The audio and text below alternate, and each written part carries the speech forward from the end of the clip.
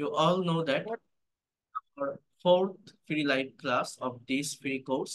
And in this class, I am going to talk with you about practical use of modal and semi-modal auxiliary verb, as well as I will show you that how to make a conversation with someone, how to speak in English with others person or foreigner, how to convert sentences from Bengali to English, how to translate different kinds of Bengali sentences into English sentences. I'll show you many things from this class. So first of all, if I talk about modal and semi-modal auxiliary verb, we have to know the actual definition of modal verb. What is actually modal auxiliary verb? একটু বোঝার try কর। আগে আমরা এটার ডেফিনিশনটা একটু জানবো, তারপর আমি আপনাদের এই মডাল ভার্বটা তো আমি শিখাচ্ছি বা পড়াচ্ছি, এসব টপিক আপনি বিভিন্ন টিচারের কাছে বিভিন্ন জায়গা থেকে শিখতে পারবেন, বাট অ্যাকচুয়াল রিজনটার প্রয়োজন হয়। আমি যে জিনিসটা শিখতেছি বা এই লোকটার লেকচার শুনতেছি, আমি কেন শিখতেছি, এটা প্র্যাকটিক্যালি আমার কোন কাজে লাগে, আগে আমি সেইটা একটু আপনাদেরকে বলবো। তো তার আগে আমরা ডেফিনেশনটা একটু দেখি মডাল ভার্বের। দেখেন, modals are auxiliary verbs. They are used with main verb to give additional meaning to the main verb. Modal হচ্ছে এক ধরনের অক্সিলারি ভার্ব। এরা ব্যবহৃত হয় মেইন ভার্বের সাথে অতিরিক্ত তথ্য দেওয়ার জন্য মেইন ভার্বকে। এই কথাটার অর্থ হচ্ছে এরকম। এই অধ্যায়ে মডালগুলো নিজস্ব অর্থ অনুসারে বাক্য গঠিত হবে, তবে মডালের পর কিন্তু ভার্ব সর্বদাই বেস ফর্ম রূপে বসবে, কখনো পরিবর্তন হবে না। অর্থাৎ ভার্বের সাথে S, ES, D, ED, IN যেগুলো বসানো যাবে। তো এগুলো নিয়ে আমি পরে কথা বলছি। আগে আপনারা এই বিষয়টা একটু বোঝেন, মডাল ভার্বটা মূলত কি, এটাকে একটু বোঝেন। দেখেন, ইংলিশ ল্যাঙ্গুয়েজে, আমি যদি একটা ব্ল্যাঙ্ক পেজে আসি, ইংলিশ ল্যাঙ্গুয়েজে ভার্ব, এই যে ভার্ব হচ্ছে একটা সেন্টেন্সের হার্ট বা প্রাণ।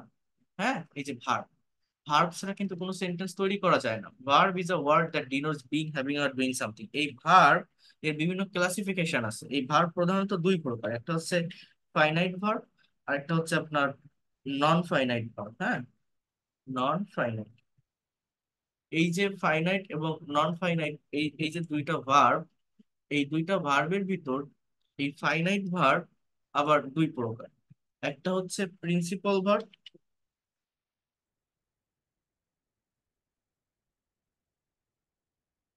আর একটা হচ্ছে আপনার অক্সিলারি ভার্ব।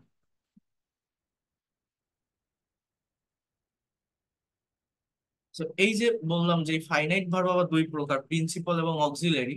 আর এই নন ফাইনাইট ভার্ব আছে তিন প্রকার, জেরান্ট, ইনফিনিটিভ, পার্টিসিপল।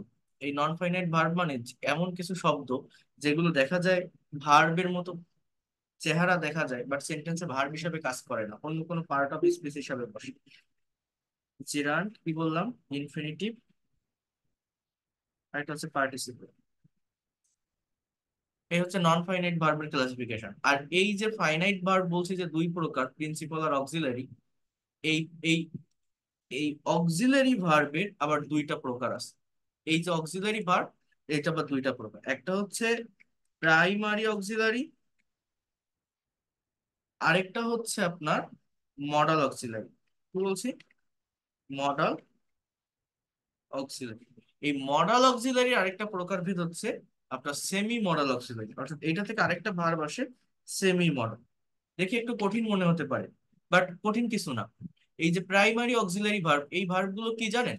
এই ভার্বগুলো হচ্ছে আপনার টেন্সের বিভিন্ন স্ট্রাকচারে বসে থাকে।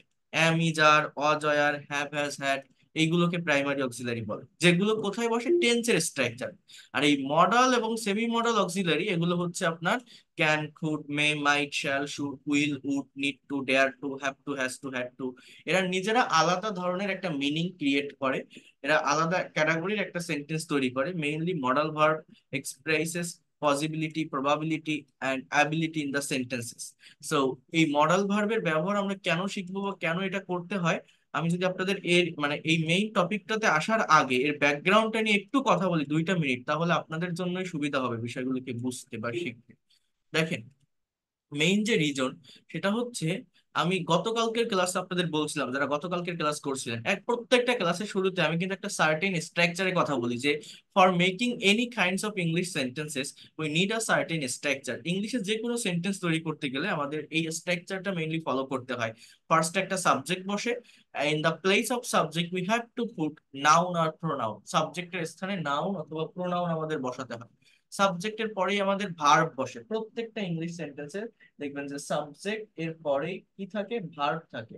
এই ভার্বের পরে এক্সটেনশন বা অতিরিক্ত অংশ, এখানে অবজেক্ট কমপ্লিমেন্ট বা অ্যাডভার্বিয়াল বসে। এই অবজেক্টের ব্যবহার, অ্যাডভার্বের ব্যবহার, এগুলো আমি আপনাদের দেখিয়েছি। নাউন, প্রোনাউন কি, এগুলো যারা সেকেন্ড ফ্রি লাইফ ক্লাসটা করছিলেন এই সমস্ত ফাংশন আমি দেখিয়েছি। এখন এই স্ট্রাকচারটাকে মেনটেন করে আমি যদি সেন্টেন্স তৈরি করি, কি বললাম, যে কোনো ইংলিশ সেন্টেন্স তৈরি করতে গেলে মোস্ট অফ দ্য টাইম বা কমনলি এই সেন্টেন্সটা, এই স্ট্রাকচারটা মেনটেন করতে হয়। তো সাবজেক্ট মানে কি, একটা কথা যখন বলা হয়, একটা কাজ যখন করা হয়, কেউ তো একজন বলে, কেউ তো একজন করে। অর্থাৎ একটা সেন্টেন্সের সাবজেক্ট কি হতে পারে, এই I, we, you, he, she, they, Rahim, Karim, এরকম সার্টেন একটা সার্কেলের ভিতর থাকে।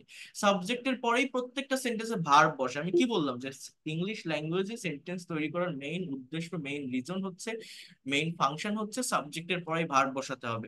এই ভার্ব সেন্টেন্সের হার্ট। ভার্ব হচ্ছে মূলত কি করে, অ্যাকশন দেয়, কাজ করা বোঝায়। ইট মানে খাওয়া, প্লে মানে খেলা, ডু মানে করা, ড্র মানে আঁকা, এগুলোকে ভার্ব বলছি। আর সাবজেক্টের পরে ভার্ব যদি আপনি পাশাপাশি বসাতে পারেন, অবজেক্ট অটোমেটিক্যালি চলে আসে একটা সেন্টেন্সে। আই ইট, আমি খাই, কি খাই, হোয়াট এভার ইউ ইট। আপনি মানে আপনার সিচুয়েশন অনুযায়ী যেটা আসবে আপনি এখানে সেটা বসাবেন। আপনি ভাত খান, ডাল খান, রুটি খান, যা খান আপনি বসাবেন, অর্থাৎ অবজেক্ট অটোমেটিক্যালি চলে আসে। উই প্লে, আমরা খেলি, কি খেলি, we play football, we play cricket, we play chess, যে কোনো খেলা, মানে গেমের নাম আপনি এখানে মেনশন করেন। অর্থাৎ আপনি যদি সাবজেক্ট আর ভার্ব বসাতে পারেন, যেটা আমি বারবার বলছি, গত ক্লাসেও বলছি, অবজেক্ট চলে আসে অটোমেটিক্যালি। এখন এই যে ভার্ব গুলো আমি বসালাম, দেখেন এই ভার্ব গুলো হচ্ছে প্রেজেন্ট ফর্মের ভার্ব। প্রেজেন্ট ফর্মের ভার্ব মানে কি, প্রত্যেকটা ভার্বের কিন্তু 5টা করে ফর্ম থাকে, V1, V2, V3, V4, V5। আমি আপনাদের গত ক্লাসে এটা বলছি। এই ভার্বের ফর্ম আমাদের শিখতে হয়। এখানে যে ভার্বের ফর্ম গুলো আপনারা দেখছেন, এগুলো প্রেজেন্ট ফর্মের ভার্ব। প্রেজেন্ট ফর্ম মানে কি, এই সেন্টেন্স গুলো, যাদের টেন্স সম্পর্কে ধারণা আছে, এই সেন্টেন্স গুলো লেখা আছে প্রেজেন্ট ইনডিফিনিট টেন্সে। প্রেজেন্ট ইনডিফিনিট টেন্স মানে কি, সাবজেক্টের পর ভার্বের প্রেজেন্ট ফর্ম প্লাস অবজেক্ট। একটা কাজ রেগুলার ওয়েতে হয়, প্রতিদিন হয়, অ্যাজ ইউজুয়াল হয়, এই টেন্সটাকে আমরা প্রেজেন্ট ইনডিফিনিট টেন্স বলি। এখন কথাটা একটু বোঝেন, এই যে সেন্টেন্স গুলো আমি এখানে লিখলাম, এই সেন্টেন্সের বাংলা অর্থ কি, আমি ভাত খাই, আমরা ফুটবল খেলি, তুমি কাজ করো, সে ছবি আঁকে, তারা স্কুলে যায়, রহিম ইংরেজি বলে, জাস্ট একটা কাজ কেউ অ্যাজ ইউজুয়াল করে। কিন্তু আমি কি বলছিলাম, যখন আপনি ইংলিশে প্র্যাকটিক্যালি কথা বলবেন, একজনের সঙ্গে কমিউনিকেশন করবেন বা কনভারসেশন করবেন, এরকম নির্দিষ্ট একটা স্ট্রাকচারের উপর ডিপেন্ড করে কখনো কথা বলা যায় না। আপনাকে কথা বলতে গেলে বিভিন্ন টাইমে একটা কথাকে নিতে হয়, বিভিন্ন টাইমে একটা কথাকে পরিবর্তন করতে হয়, একটা কথাকে বিভিন্ন ভাবে বলতে হয়। অর্থাৎ আমি আপনাদের একটা শর্ট কনভারসেশনও তৈরি করে দেখিয়েছিলাম। মনে করেন এখানে আমি একটা কনভারসেশন লিখছিলাম, এ এবং বি, দুইজন মানুষের ভিতর একটা কথোপকথন। এ বি কে বলছে, have you eaten rice at night, তুমি কি রাতে ভাত খেয়েছো? বি বলছে যে আমি এখনো খাইনি, I have not eaten rice. তুমি কি এখন খাবে? Will you eat rice now? আবার এ বলছে যে আমি তো সকালে খেয়েছিলাম, I ate rice in the morning, are you eating now? তুমি কি এখন খাইতেছো? তুমি কি এখন খাইতেছো? তো এই যে একটা কনভারসেশন আপনারা দেখছেন, এখানে আমি একটা কমন ভার্ব ব্যবহার করছি, সেটা হচ্ছে ইট।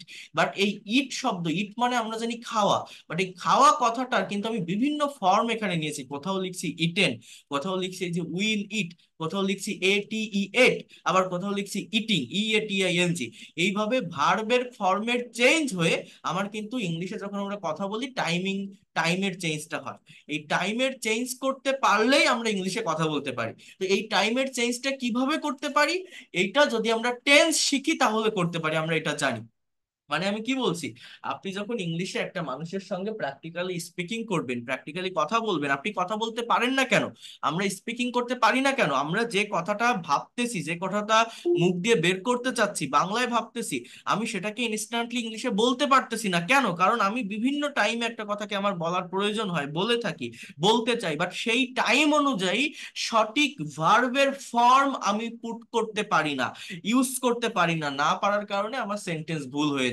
তো আমরা এই একটা কথাকে বিভিন্ন টাইমে বলার জন্য আমরা একটা স্টেবল পজিশনে রেখে কথা বলতে পারি না। যেমন আপনি কি খেয়েছেন? না আমি খাইনি, আমি খাবো, আমি খাচ্ছি, আমি তো খাচ্ছিলাম, আমি সকাল থেকে খাচ্ছি, আমি খেতে থাকবো। অর্থাৎ এই ইট মানে যে খাওয়া, এই খাওয়া কথাটাকে কতগুলো ওয়েতে, কত ভাবে, কতগুলো টাইমে আমরা নিতে পারি বা বলতে পারি, এটা আমরা জানি। যদি টেন্স শিখি তাহলে আমরা এই টাইমের পরিবর্তনটা আমরা শিখতে পারি বা করতে পারি। এখন দেখেন ইংলিশের টেন্স কয় প্রকার। তিন প্রকার, প্রেজেন্ট, পাস্ট এবং ফিউচার। এই তিনটা টেন্সের আবার চারটা ক্লাসিফিকেশন আছে, indefinite, continuous, perfect and perfect continuous.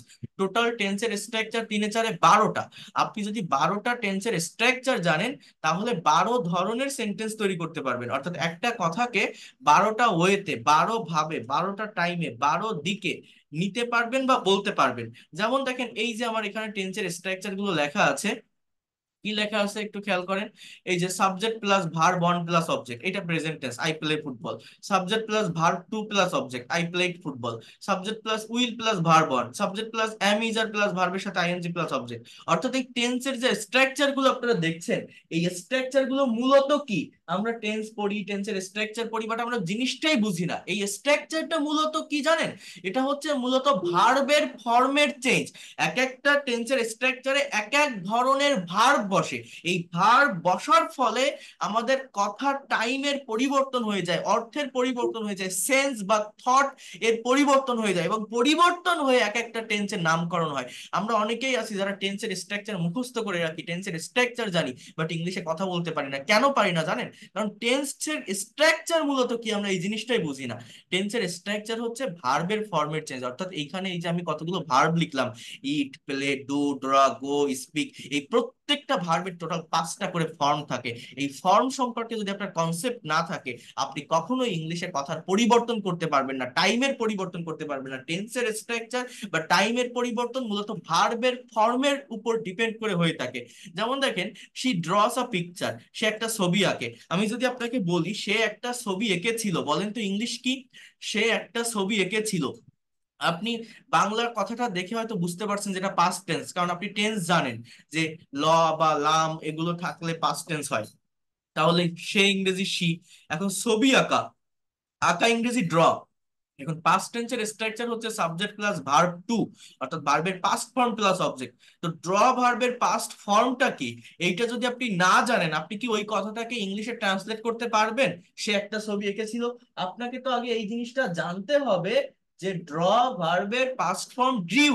এটা না জানলে আপনি যতই টেন্সের স্ট্রাকচার শেখেন বা টেন্সের ডেফিনেশন শেখেন, কোনো লাভ হবে যদি ওই ভার্বের ফর্মটা না জানেন। সে একটা ছবি এঁকেছিল, ইংরেজিটা কি? যে she drew a picture, say drew a picture. তো এই ড্র এর পাস্ট ফর্ম ড্রিউ, এটা যদি জানা না থাকে আপনি কিভাবে পারবেন? আমি ভাত খাই, আমি যদি বলি আমি ভাত খেয়েছিলাম, তখন আপনাকে এখানে বলতে হয় আই এট রাইস। এখন এই ইটের পাস্ট ফর্ম যে এ টি ই এট, এই কথাটা কতজন জানে? এইটা না জানার ফলে আমরা ইংলিশে কথার পরিবর্তন করতে পারি না। প্র্যাকটিক্যালি কনভারসেশন করতে গেলে, কমিউনিকেশন করতে গেলে অবশ্যই আপনি কখনো একটা সেন্স দিয়ে, একটা স্ট্রাকচার দিয়ে কথা বলতে পারবেন না। বিভিন্ন ওয়েতে একটা কথাকে বলতে হয়, বিভিন্ন ওয়েতে কথা বলার জন্য আমরা টেন্স শিখি। বাট টেন্স মূলত কি, ভার্বের ফর্মের চেঞ্জ। এক একটা টেন্সের স্ট্রাকচারে এক এক ধরনের ভার্বের ফর্ম বসে সেন্টেন্সটার নামকরণ হয়। অর্থাৎ for changing your thought, for changing your time, first of all you have to change the formation of verb according to the structure of tense. Okay, in this way you can express your whole thought, whatever you think, whatever you want to express in English. So এই জায়গাটা আমাকে বুঝতে হবে। এখন আমি যদি tense জানি, আমি কি বললাম, টেন্সের সর্বোচ্চ 12টা স্ট্রাকচার আছে, 12টা ফর্মে, 12 ধরনের ভার্বের ফর্ম ইউজ করতে পারবেন আপনি মনের ভাবটা প্রকাশ করার জন্য। মানে এই দেখেন, কথাটা একটু বোঝেন। এইখানে লেখা আছে হি ড্রাইভস এ কার। দেখেন আমার পরিবর্তনটা কোথায় হয়, কোথার পরিবর্তন করতে গেলে বা টাইমের পরিবর্তন করতে গেলে, subject he, object a car, subject সাবজেক্টের জায়গায় আছে, অবজেক্ট অবজেক্টের জায়গায় আছে। আমার মেইনলি পরিবর্তনটা কোথায় হচ্ছে বা পরিবর্তনটা কোথায় হয়? ভিতরে ভার্বের ফর্মে। কখনো ভার্বের সাথে এস বা ইএস, কখনো ভার্বের সাথে আইএনজি, কখনো ডি, ইডি, টিএন, এরকম ভার্বের বিভিন্ন ফর্ম বসে কিন্তু সেন্টেন্সের অর্থের পরিবর্তন হয়। হি ড্রোভ এ কার, এই ড্রোভ হচ্ছে ড্রাইভের পাস্ট ফর্ম। এটা বললে কি হলো, যে সে গাড়ি চালিয়েছিল। He will drive A car, সে গাড়ি চালাবে। He is driving a car, সে গাড়ি চালাইতেছে। হি ওয়াজ ড্রাইভিং আ কার, সে গাড়ি চালাচ্ছিল। He will be driving a car, সে গাড়ি চালাতে থাকবে। বাংলাটা কেমন দেখেন, সে গাড়ি চালাতে থাকবে। হি হ্যাজ ড্রিভেন এ কার, এই ড্রাইভের পাস্ট পার্টিসিপল বা ভি থ্রি হচ্ছে ড্রিভেন।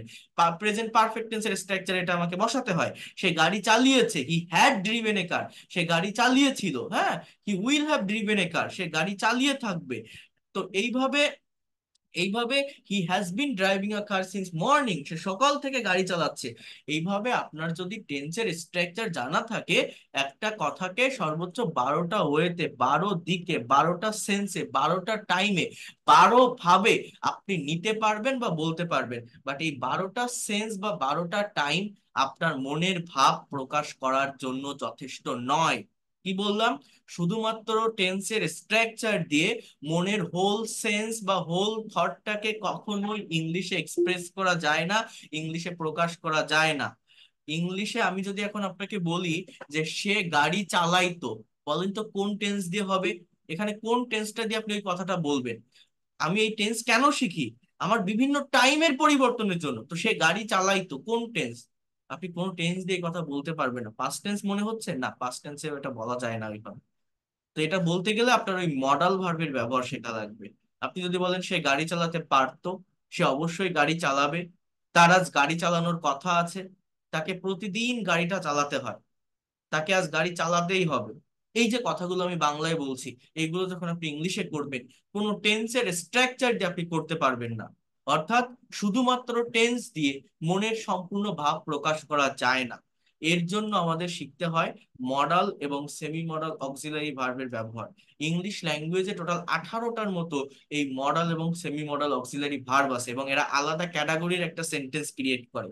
এই can, could, may, might, shall, should, will, would, used to, should, ought to, must, need to, dare to, would better or rather, am to, is to, are to, have to, has to, had to, এগুলোকে বলা হয় modal এবং semi modal auxiliary verb, এবং এরা আলাদা ক্যাটাগরির একটা sentence create করে।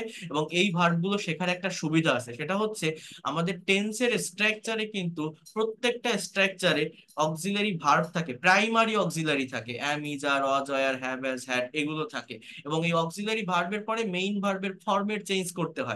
কখনো ভার্বের সাথে এস বা ইএস, কখনো ডি, ইডি, আইএন যেরকম বসে। বাট মডাল ভার্ব শেখার সুবিধা হচ্ছে মডাল অক্সিলারি ভার্বের পরে মেইন ভার্বের ফর্মের কোনো চেঞ্জ হয় না। Whatever you put as modal verb, it can be can or could, may or might, shall or should, will or would, just you have to put the base form or root form of main verb. Don't need to add s, es, d, ed or ing with the main verb.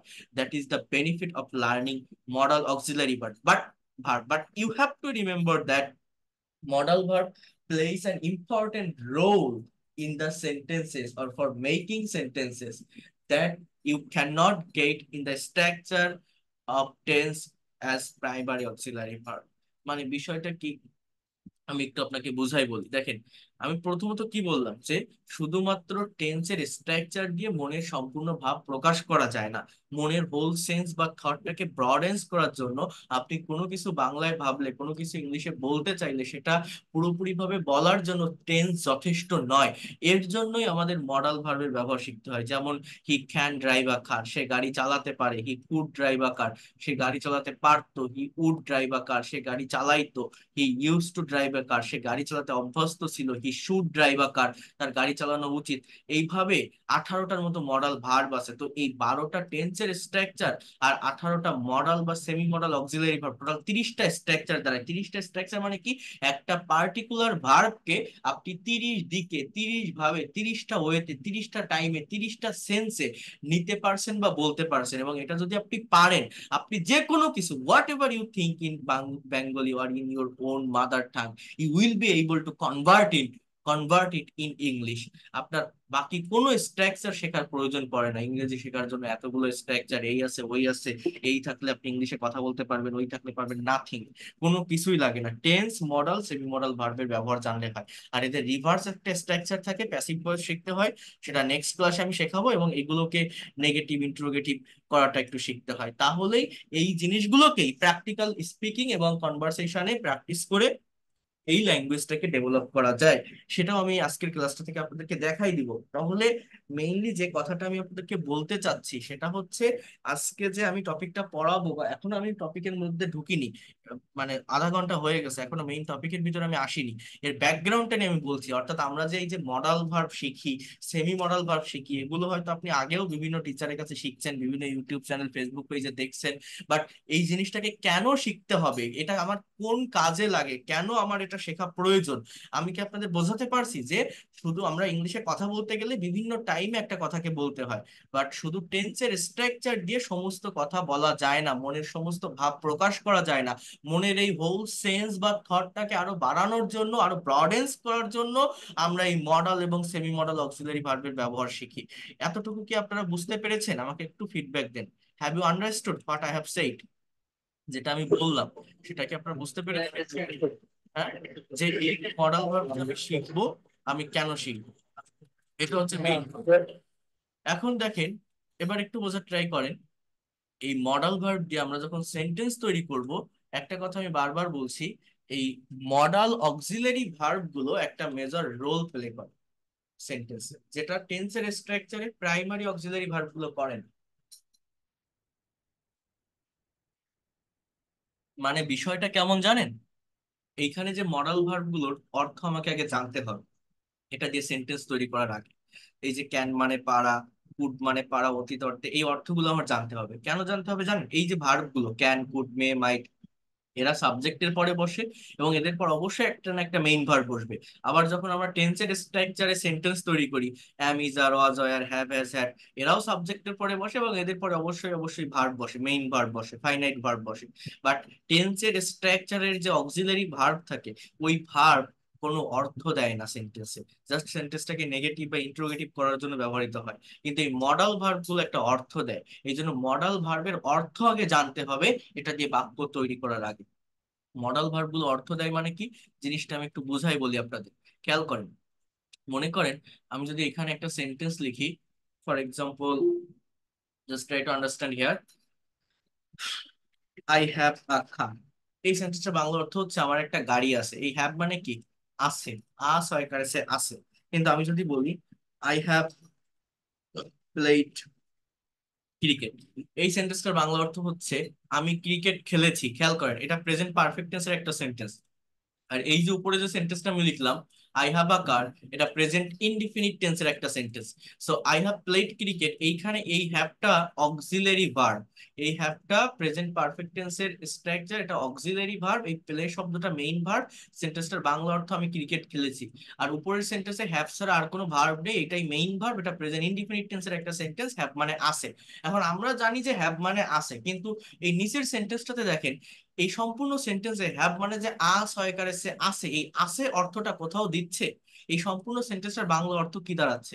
যে আমি cricket খেলেছি, অর্থাৎ play মানে খেলা, এইটারই আমার অর্থ দিচ্ছে। এই হ্যাভ মানে যে আছে এই অর্থটা কিন্তু আমার দিচ্ছে না। অর্থাৎ যখন আমার এইটা অক্সিলারি ভার্ব হিসাবে বসতেছে, তখন এরা কোনো মিনিং দেয় না। এগুলোকে প্রাইমারি অক্সিলারি ভার্ব বলে। এগুলো কোনো মিনিং দেয় না। আমি যদি বলি, দেখেন, ডু মানে কি? করা। তো আমি যদি বলি যে আই ডু দা ওয়ার্ক, এই সেন্টেন্সটার বাংলা অর্থ কি? আমি কাজ করি। ডু মানে করা, আমি কাজ করি। কিন্তু আমি যদি আপনাকে এরকম একটা সেন্টেন্স বলি যে ডু ইউ লার্ন ইংলিশ, এখন আমি জানি তো ডি ও ডু এর মানে কর আকারেরা করা। কিন্তু এই যে সম্পূর্ণ সেন্টেন্স আমি একটা লিখলাম, ডু ইউ লার্ন ইংলিশ, এই সেন্টেন্সটার অর্থ কি? যে তুমি কি ইংরেজি শেখো?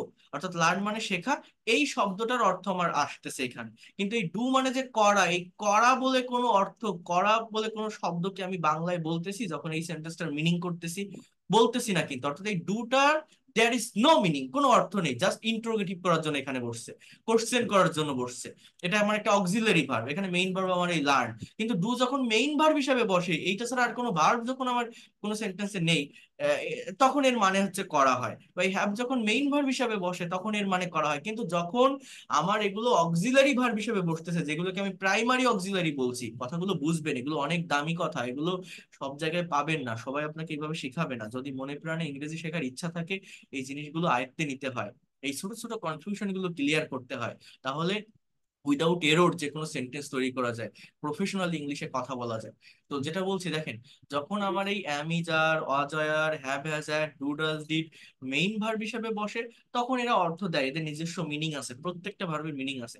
বাট যখন এরা অক্সিলারি ভার্ব হিসেবে বসে, অক্সিলারি মানে কি? Helping verb. হেল্পিং মানে কি? সাহায্যকারী ভার্ব। সাহায্যকারী ভার্ব মানে কি?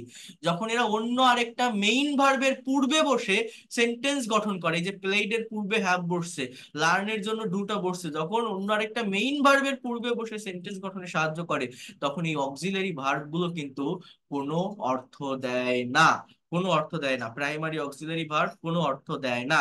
কিন্তু মডাল অক্সিলারি ভার্ব গুলো অর্থ দেয়। যেমন এই যে আই হ্যাভ প্লেড ক্রিকেট, আমি যদি বলি আই ক্যান প্লে ক্রিকেট, এই হ্যাভ যেমন সিআরআইসিকেইটি, হ্যাভ যেমন অক্সিলারি ভার্ব, হ্যাভের মানে আছে, কিন্তু এই সেন্টেন্স এটা অর্থ দিচ্ছে না।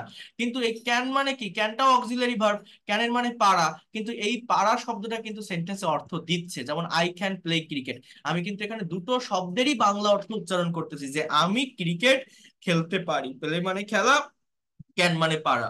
তার মানে কি, প্রাইমারি অক্সিলারি ভার্ব গুলো সেন্টেন্সে মেজর রোল প্লে করে না, এরা জাস্ট সেন্টেন্সকে নেগেটিভ বা ইন্ট্রোগেটিভ করার জন্য ব্যবহৃত হয়, এদের ওইভাবে কোনো অর্থ হয় না। কিন্তু মডাল অক্সিলারি ভার্ব গুলো মেইন ভার্বের পূর্বে বসলেও মডাল অক্সিলারি ভার্ব গুলো একটা অর্থ দেয়, এগুলো সেন্টেন্স একটা মেজর রোল প্লে করে। এজন্য মডাল ভার্বের ব্যবহার শেখার আগে মডাল অক্সিলারি ভার্বের মিনিংটা, অর্থাৎ এই ওয়ার্ড গুলোর মিনিং, ওয়ার্ড মিনিং আমাকে আগে জানতে হবে, তাহলে সেন্টেন্স তৈরি করতে সুবিধা হয়। আমি কি আপনাদেরকে বোঝাতে পারছি বিষয়টা? কেউ কি বুঝতে পারছেন আমি কি বললাম এই জায়গাটা? জি স্যার। জি স্যার, জি স্যার, জি স্যার, বুঝতে পেরেছি। Thank you. তো দেখেন এবার একটু বোঝেন, খেয়াল করেন। আমরা কোথায় ছিলাম, জাস্ট এই যে এই জায়গাটাতে খেয়াল করেন। তো আমাদের আগে মডাল ভার্বের ব্যবহারটা জানতে হবে। আরেকটা বিষয় কি বললাম, যে প্রাইমারি অক্সিলারি ভার্বের পরে আমার কিন্তু মেইন ভার্বের বিভিন্ন ফর্মের চেঞ্জ হয়, বাট মডাল ভার্বের একটা সুবিধা হচ্ছে মডাল অক্সিলারি ভার্বের পরে মেইন ভার্বের ফর্মের কোনো চেঞ্জ হয় না। দেখেন, ক্যান মানে পারা, কুড মানে পারা অতীত অর্থে, মে সম্ভাবনা অর্থে, মাইট পাস্ট অফ মে, মানে ক্যান মানেও পারা, আবার এই মে শব্দটার মানেও পারা, বাট ক্যান হচ্ছে অ্যাবিলিটি অর্থে পারা বোঝায়, আর মে হচ্ছে পসিবিলিটি অর্থে পারা বোঝায়। মানে আজ বৃষ্টি হতে পারে, so that is the possibility, it may rain today. আবার আমি যদি বলি আমি 10 কেজি ভার বহন করতে পারি, so that is my ability, আমার শক্তি আছে, সামর্থ্য আছে, তাই পারি। I can take 10 kg load, আমি একটানা 10 মাইল দৌড়াতে পারি। I can run 10 miles at a stretch, so that is my ability. আর মে মানে কি, পসিবিলিটি, সম্ভাবনা অর্থে বসে। শ্যাল বা উইল ভবিষ্যৎকালের অক্সিলারি ভার্ব হিসেবে ব্যবহৃত হয়। এটা তো জানেন আপনার শ্যাল উইলের ব্যবহার। উড অতীত অভ্যাস অর্থে বসে। আরেকটা কথা আমি বলি, এই মডাল ভার্ব গুলো কিন্তু একটা মিনিং দেয় না, এগুলো various kinds of meaning create করে থাকে সেন্টেন্সে। বা এই প্রত্যেকটা মডাল ভার্বের উপরে আমাদের আলাদা আলাদা ডিটেইলস ক্লাস আছে, আমি দেখাচ্ছি সেটা। বাট মেইনলি যে অর্থটা এরা দেয় সেটা আমি এখানে আর কি লেখার চেষ্টা করেছি।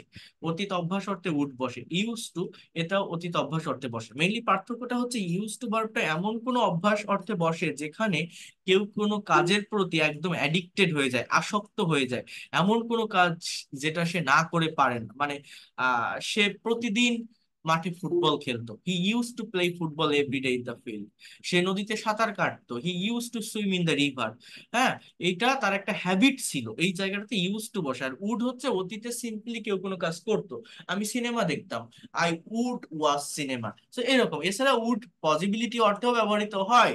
হ্যাঁ, যেমন সে আগামীকাল ঢাকা যেতে পারে, he would go to Dhaka tomorrow, এটা লেখা যেতে পারে। এর বিভিন্ন ফাংশন আছে, সেন্স আছে, আমি এটা দেখাবো আপনাদের। এই ভার্ব গুলো সম্পূর্ণ রিভার্স স্ট্রাকচারে বসতে পারে।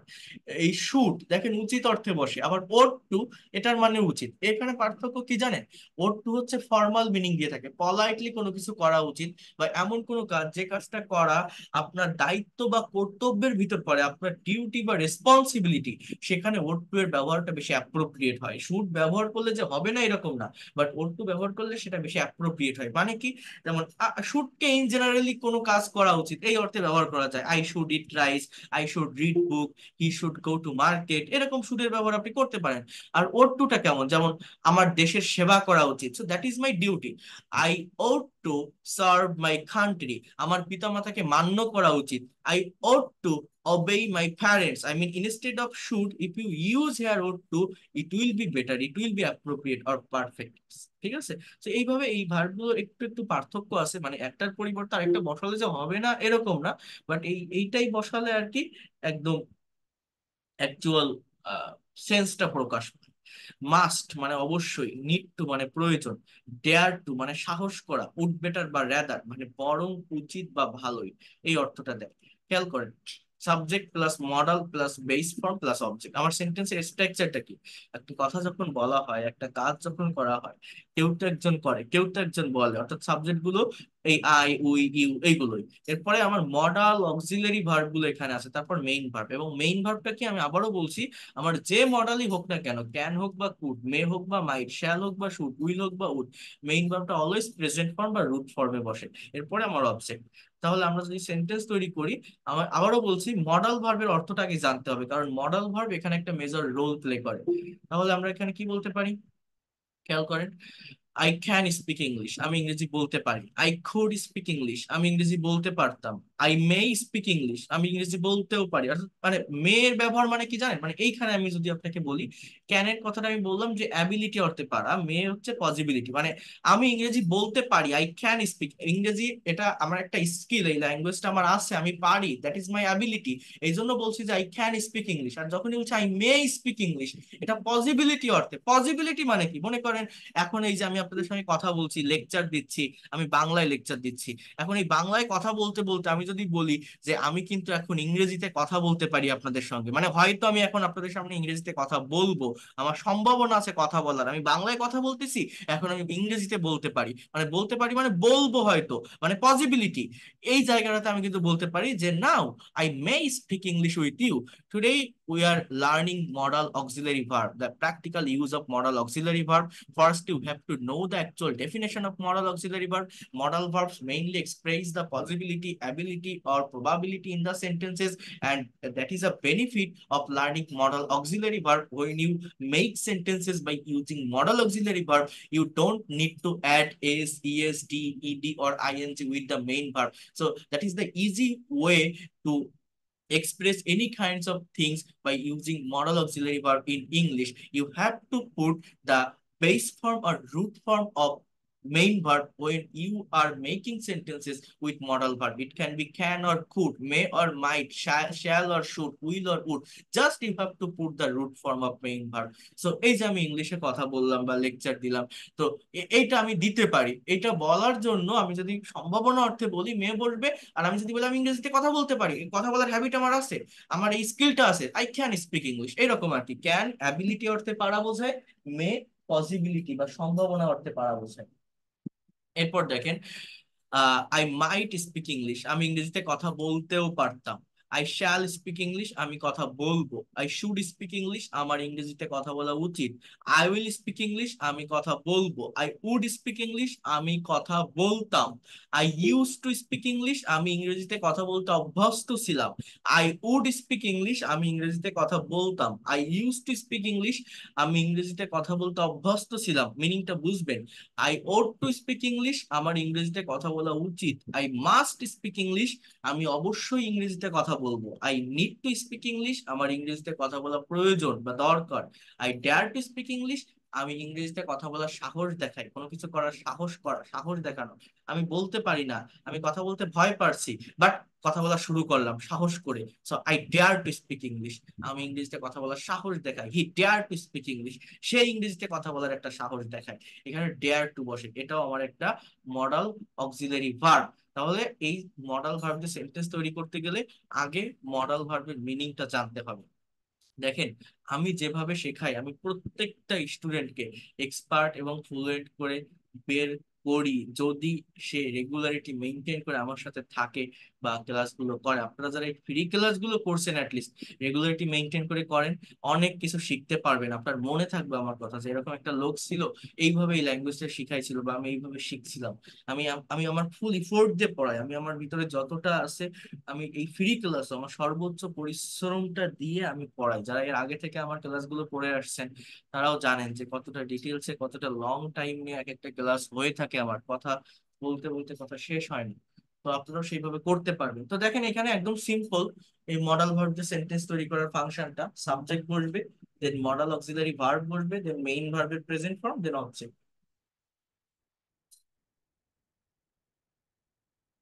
এরপর বোঝার ট্রাই করেন। এখন সেন্টেন্স তো আমাদের শুধু এইভাবে তৈরি করলে হবে না, আমাদের একটা সেন্টেন্সকে নেগেটিভ করতে হবে, ইন্ট্রোগেটিভ করতে হবে, নেগেটিভ ইন্ট্রোগেটিভ করতে হবে, even double US word add করে সেন্টেন্স তৈরি করা শিখতে হবে, যেটা গত ক্লাসে আমরা টেন্সের স্ট্রাকচারে শিখছিলাম।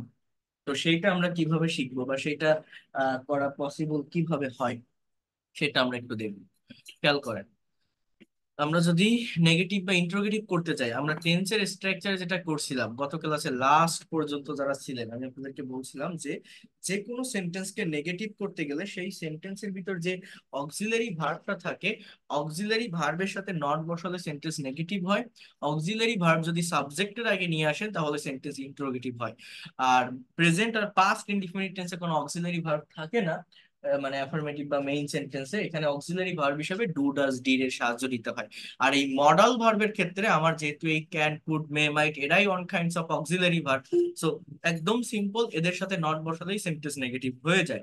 এবং এই মডাল ভার্ব গুলোকে সাবজেক্টের আগে যদি নিয়ে আসেন তাহলে ইন্ট্রোগেটিভ সেন্টেন্স হয়ে যায়। I can not speak English, আমি ইংরেজি বলতে পারি না। We couldn't write a letter, আমরা চিঠি লিখতে পারতাম না। ইউ শুডেন্ট ড্র পিকচার, তোমার ছবি আঁকা উচিত না। He wouldn't sing a song, সে গান গাইতো না, মানে সে he would not, he might and play football, সে ফুটবল নাও খেলতে পারতো। I shan't do the work, আমি কাজটা করবো না। I shall not, they won't climb the tree, তারা গাছে উঠবে না। সো এরকম জাস্ট মডাল ভার্বের সাথে নট বসালেই সেন্টেন্স নেগেটিভ হয়। এখানে দেখেন, আমি ক্লাস শেষে পিডিএফ ফাইল দিলে নিজেরা একটু প্র্যাকটিস করবেন, এটা খুবই সুন্দরভাবে অর্গানাইজ করা, ডেকোরেট করা একটা ফাইল।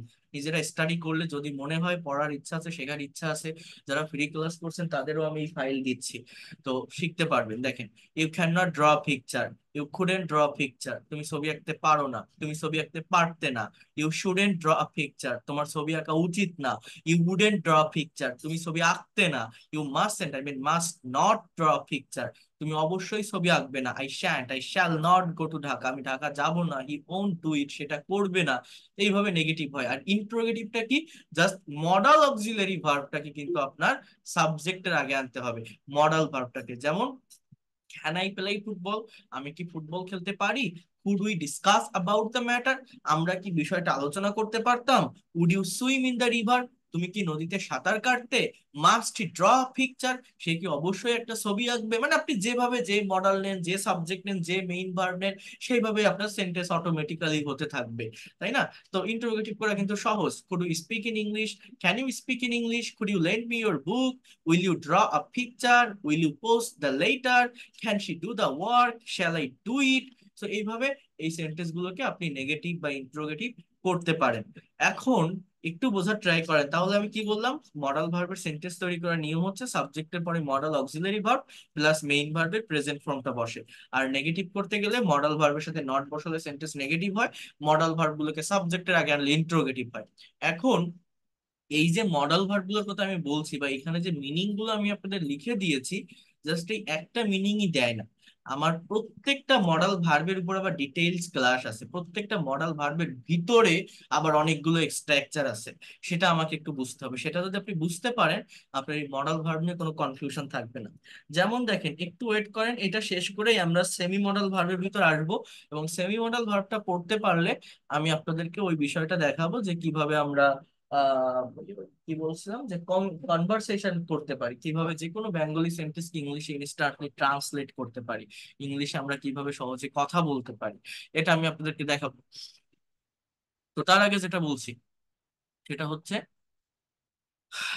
প্রত্যেকটা মডাল ভার্বের দেখেন, এই চ্যাপ্টারটা বা এই পাওয়ার পয়েন্ট স্লাইড শুধুমাত্র ক্যানের উপর করা, ইউজেস অফ ক্যান ভার্ব।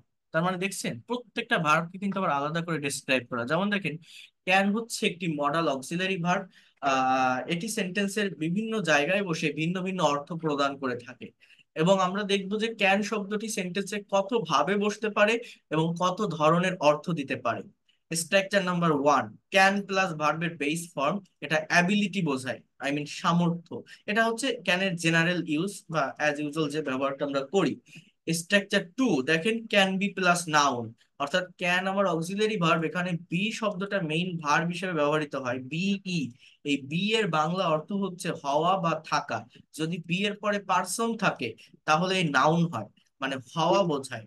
আর যদি বি এর পরে প্লেস থাকে তাহলে পজিশন বা অ্যাডভার্ব হয়, বি এর বাংলা অর্থ থাকা বোঝায়। আবার ক্যান হ্যাভ প্লাস পজিশন, এই হ্যাভ এর মানে হচ্ছে কারো অধিকারে থাকে, দেখছেন? তাহলে একটা ভার্বকে কিন্তু আবার ভেঙে ভেঙে আমার এখানে স্ট্রাকচার তৈরি করা। এরপর দেখেন, ক্যানের যে বেস মানে মানে যে মেইন স্ট্রাকচারটা আছে বা ইন জেনারেলি যেটা আমরা ক্যান দিয়ে করি, সেটা কি? I can do the work, subject plus can plus যে কোনো একটা মেইন ভার্ব, অ্যাবিলিটি বা সামর্থ্য অর্থে বসতেছে। আমি কাজটা করতে পারি। আই ক্যান প্লে ক্রিকেট, আমি ক্রিকেট খেলতে পারি। I can run 20 Miles at a stretch, আমি একটানা 20 মাইল দৌড়াতে পারি।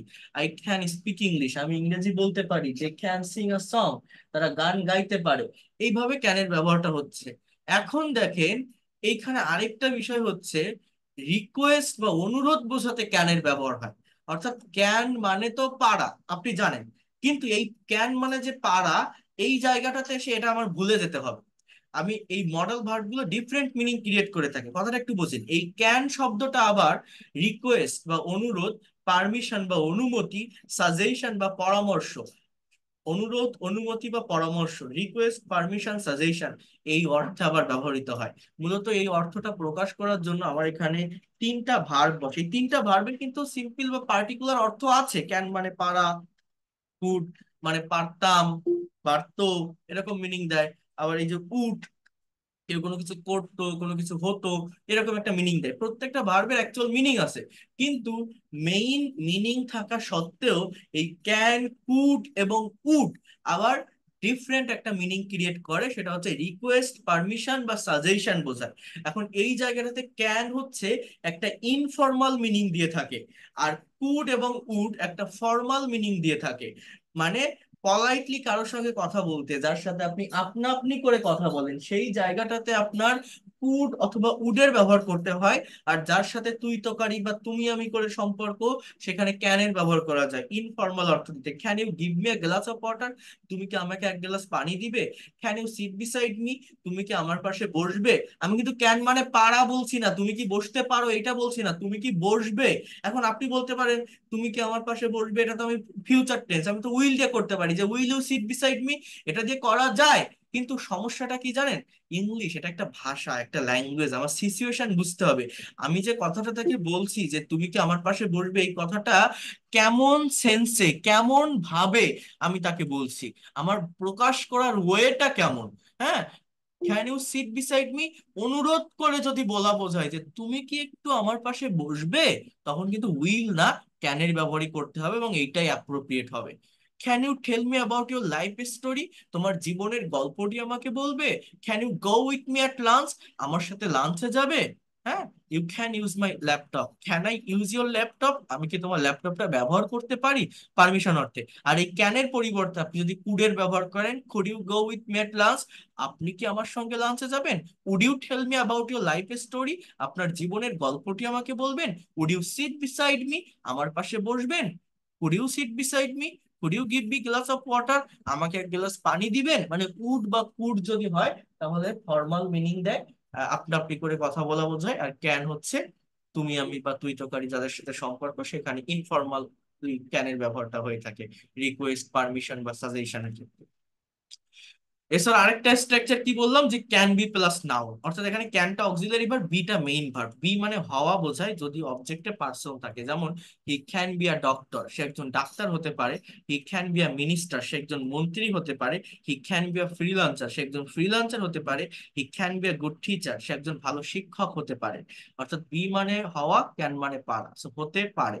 আবার দেখেন ক্যান বি প্লাস পজিশন, অর্থাৎ যদি দেখেন এই বি এর পরে পার্সন না হয়ে প্লেস আছে, তখন এই বি এর মানেটা হচ্ছে থাকা বোঝায়।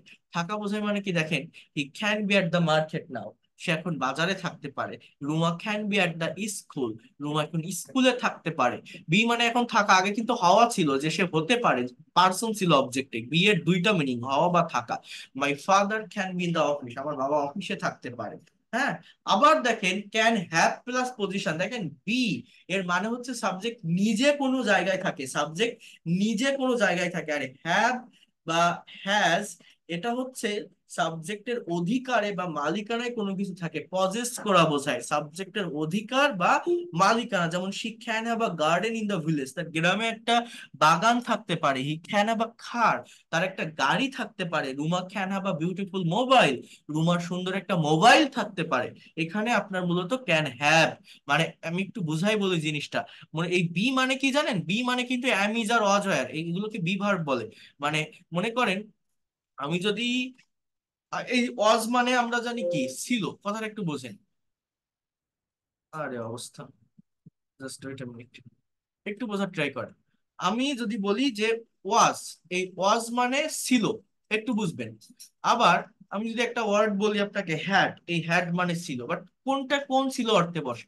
আমি যদি বলি আমার একটা কুকুর ছিল, আপনি কি এটা লিখবেন যে আই ওয়াজ আ ডগ? এটা আমার একটা ভুল সেন্টেন্স।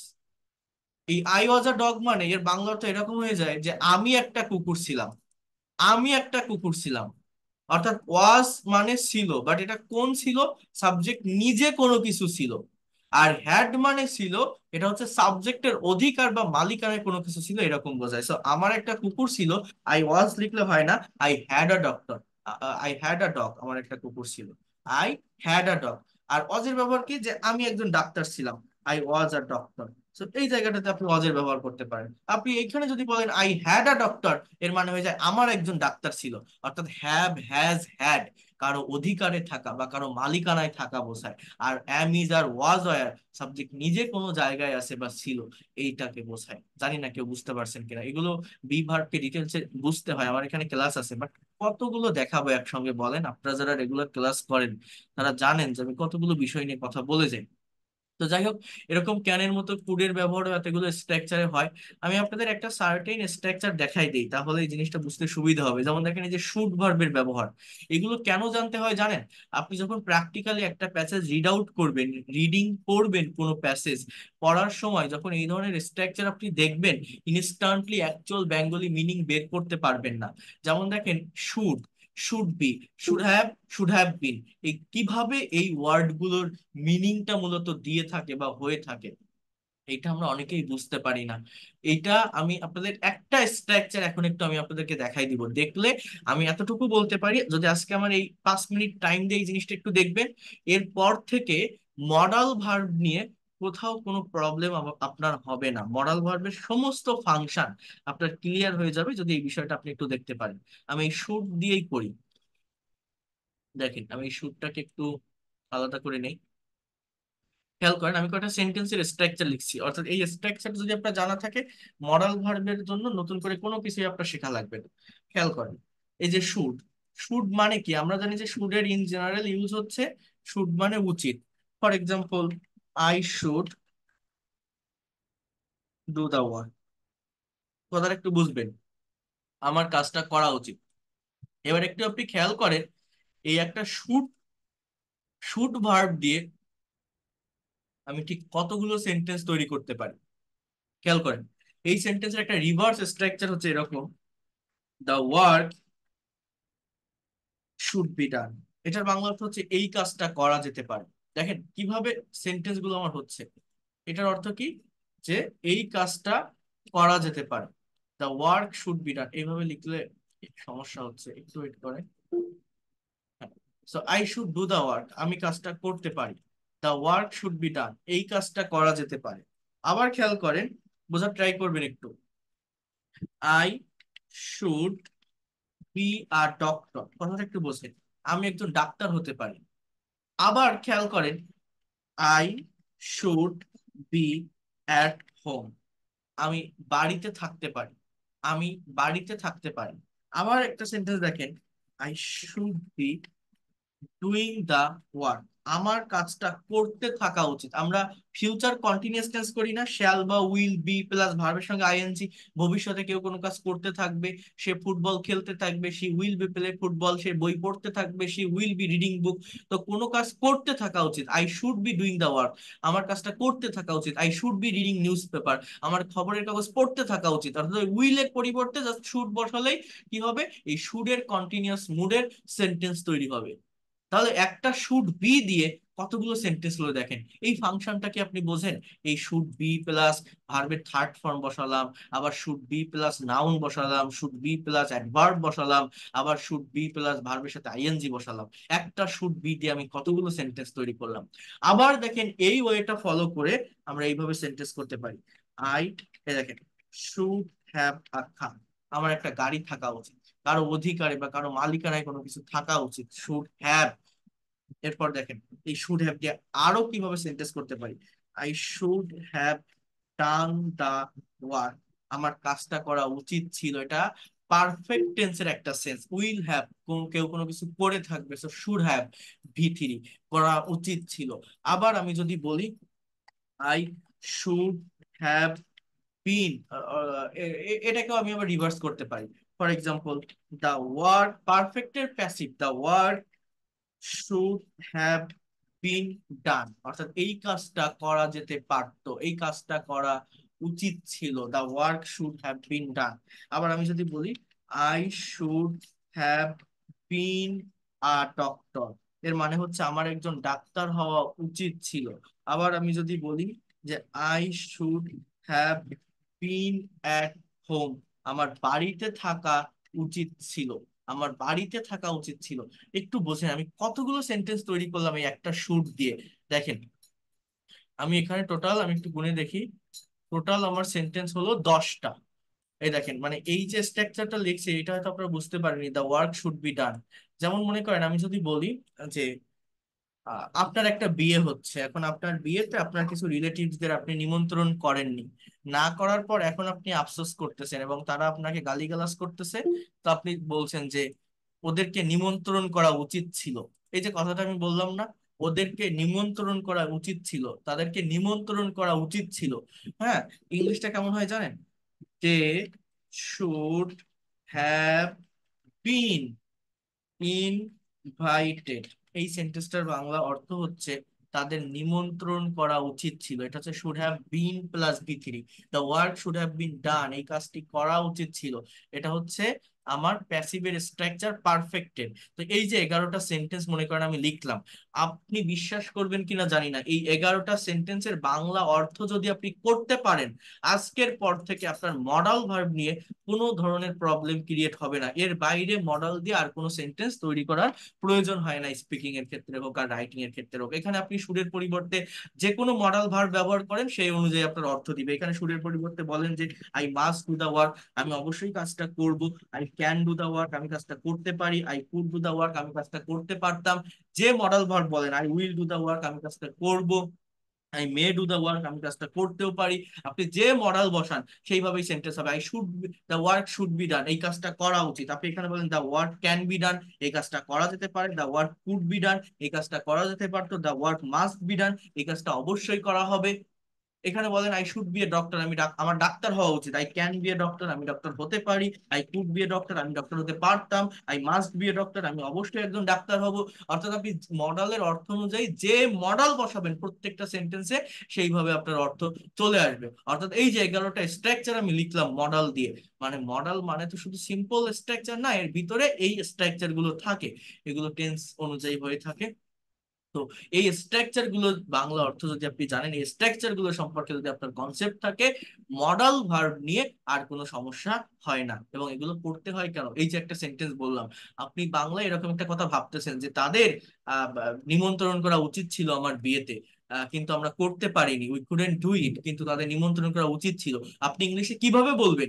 যতক্ষণ না পর্যন্ত এই স্ট্রাকচারটা আপনার জানা থাকবে, এই প্র্যাকটিসটা আপনার না থাকবে, আপনি সেটাকে ইংলিশে করতে পারবেন না। তো এইগুলো প্র্যাকটিস করলে কি হয়, আমাদের মুখের জড়তা কাটে, ফাংশন গুলো ক্লিয়ার হয়, যে কোনো কিছু বাংলায় ভাবলে সাথে সাথে বা ইনস্ট্যান্টলি সেগুলোকে ইংলিশে ডেলিভার করা যায়।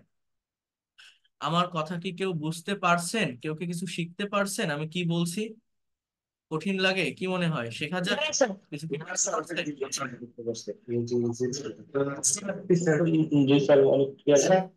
আমি জানি না আপনারা এইভাবে অন্য কোনো টিচারের থেকে বা আগে কখনো এইভাবে এই মডাল ভার্বের উপর ক্লাস করেছেন কিনা বা দেখেছেন কিনা, বাট ইংরেজি শিখতে গেলে, প্রফেশনালি শিখতে গেলে, এই ল্যাঙ্গুয়েজটাকে আপনি যদি নিজের একটা অ্যাসেট বা সম্পদ হিসাবে নিতে চান, আপনার নেক্সট জেনারেশনকে শেখাতে চান, আপনাকে এই ওয়েটা ফলো করে এগোতে হবে। তাহলে আপনি ধরে রাখতে পারবেন। ইংলিশ মানে 1-2 দিনের বিষয় না। অনেকে বলে যে 7 দিনে আপনি ইংলিশে কথা বলা শিখবেন, ওটা আমিও বলাতে পারি। সার্টেন একটা টপিকের উপর বারবার বারবার প্র্যাকটিস করায় আপনাকে প্রেজেন্টেশন দেওয়াতে পারি, বাট ওইটা কখনো ধরে রাখা যায় না। বাট এই ফাংশন গুলো ক্লিয়ার থাকলে, আপনি কোনো প্যাসেজ রিড আউট করেন, কোনো কিছু ভেবে সেটাকে ইংলিশে লেখেন, কোনো কিছু ট্রান্সলেট করেন, প্রত্যেকটা জায়গায় আপনি শাইন করতে পারবেন, গেইন করতে পারবেন। এইভাবে যদি আপনি এগোতে পারেন, এইভাবে যদি মডেল ভার্ব গুলোকে শিখতে পারেন, আমি যাদেরকে শেখাই আপনারা আমি আমি কিছু বলবো না, আপনারা নিজেরাই বুঝবেন। আমার এই ফ্রি ক্লাস গুলোই করে যান, সব দিন তো আর ফ্রি ক্লাস নিবো না। আপনার মনে থাকবে আমার কথা, যে এরকম একটা লোক ছিল, এইভাবে ল্যাঙ্গুয়েজটা দেখাইছিল বা পড়াইছিল। আর যারা পেইড করছে আসবেন, পেইড করছে আজকেও অনেকে ভর্তি হয়েছেন। তো যারা আসবেন তারা তো এগুলো পাবেনই আরো ভালোভাবে, আরো ডিটেলসে। তো ফ্রি ক্লাস নিচ্ছি, অনেক কথা বলতে হয়, এই জন্য দ্রুত চলে যেতে হচ্ছে।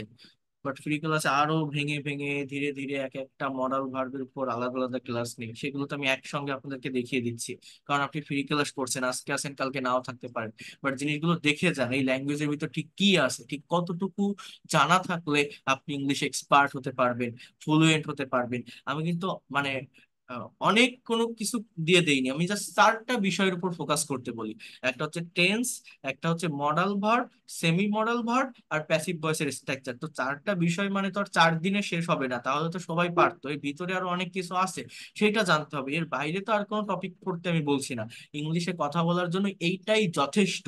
এইটাকেই জাস্ট প্র্যাকটিক্যালি কনভারসেশন বা প্রেজেন্টেশন, আই মিন আপনার স্পিকিং এ অ্যাপ্লাই করতে হয়। সেটা কিভাবে করতে হয় সেটাও আমি আপনাদেরকে দেখাই দিব।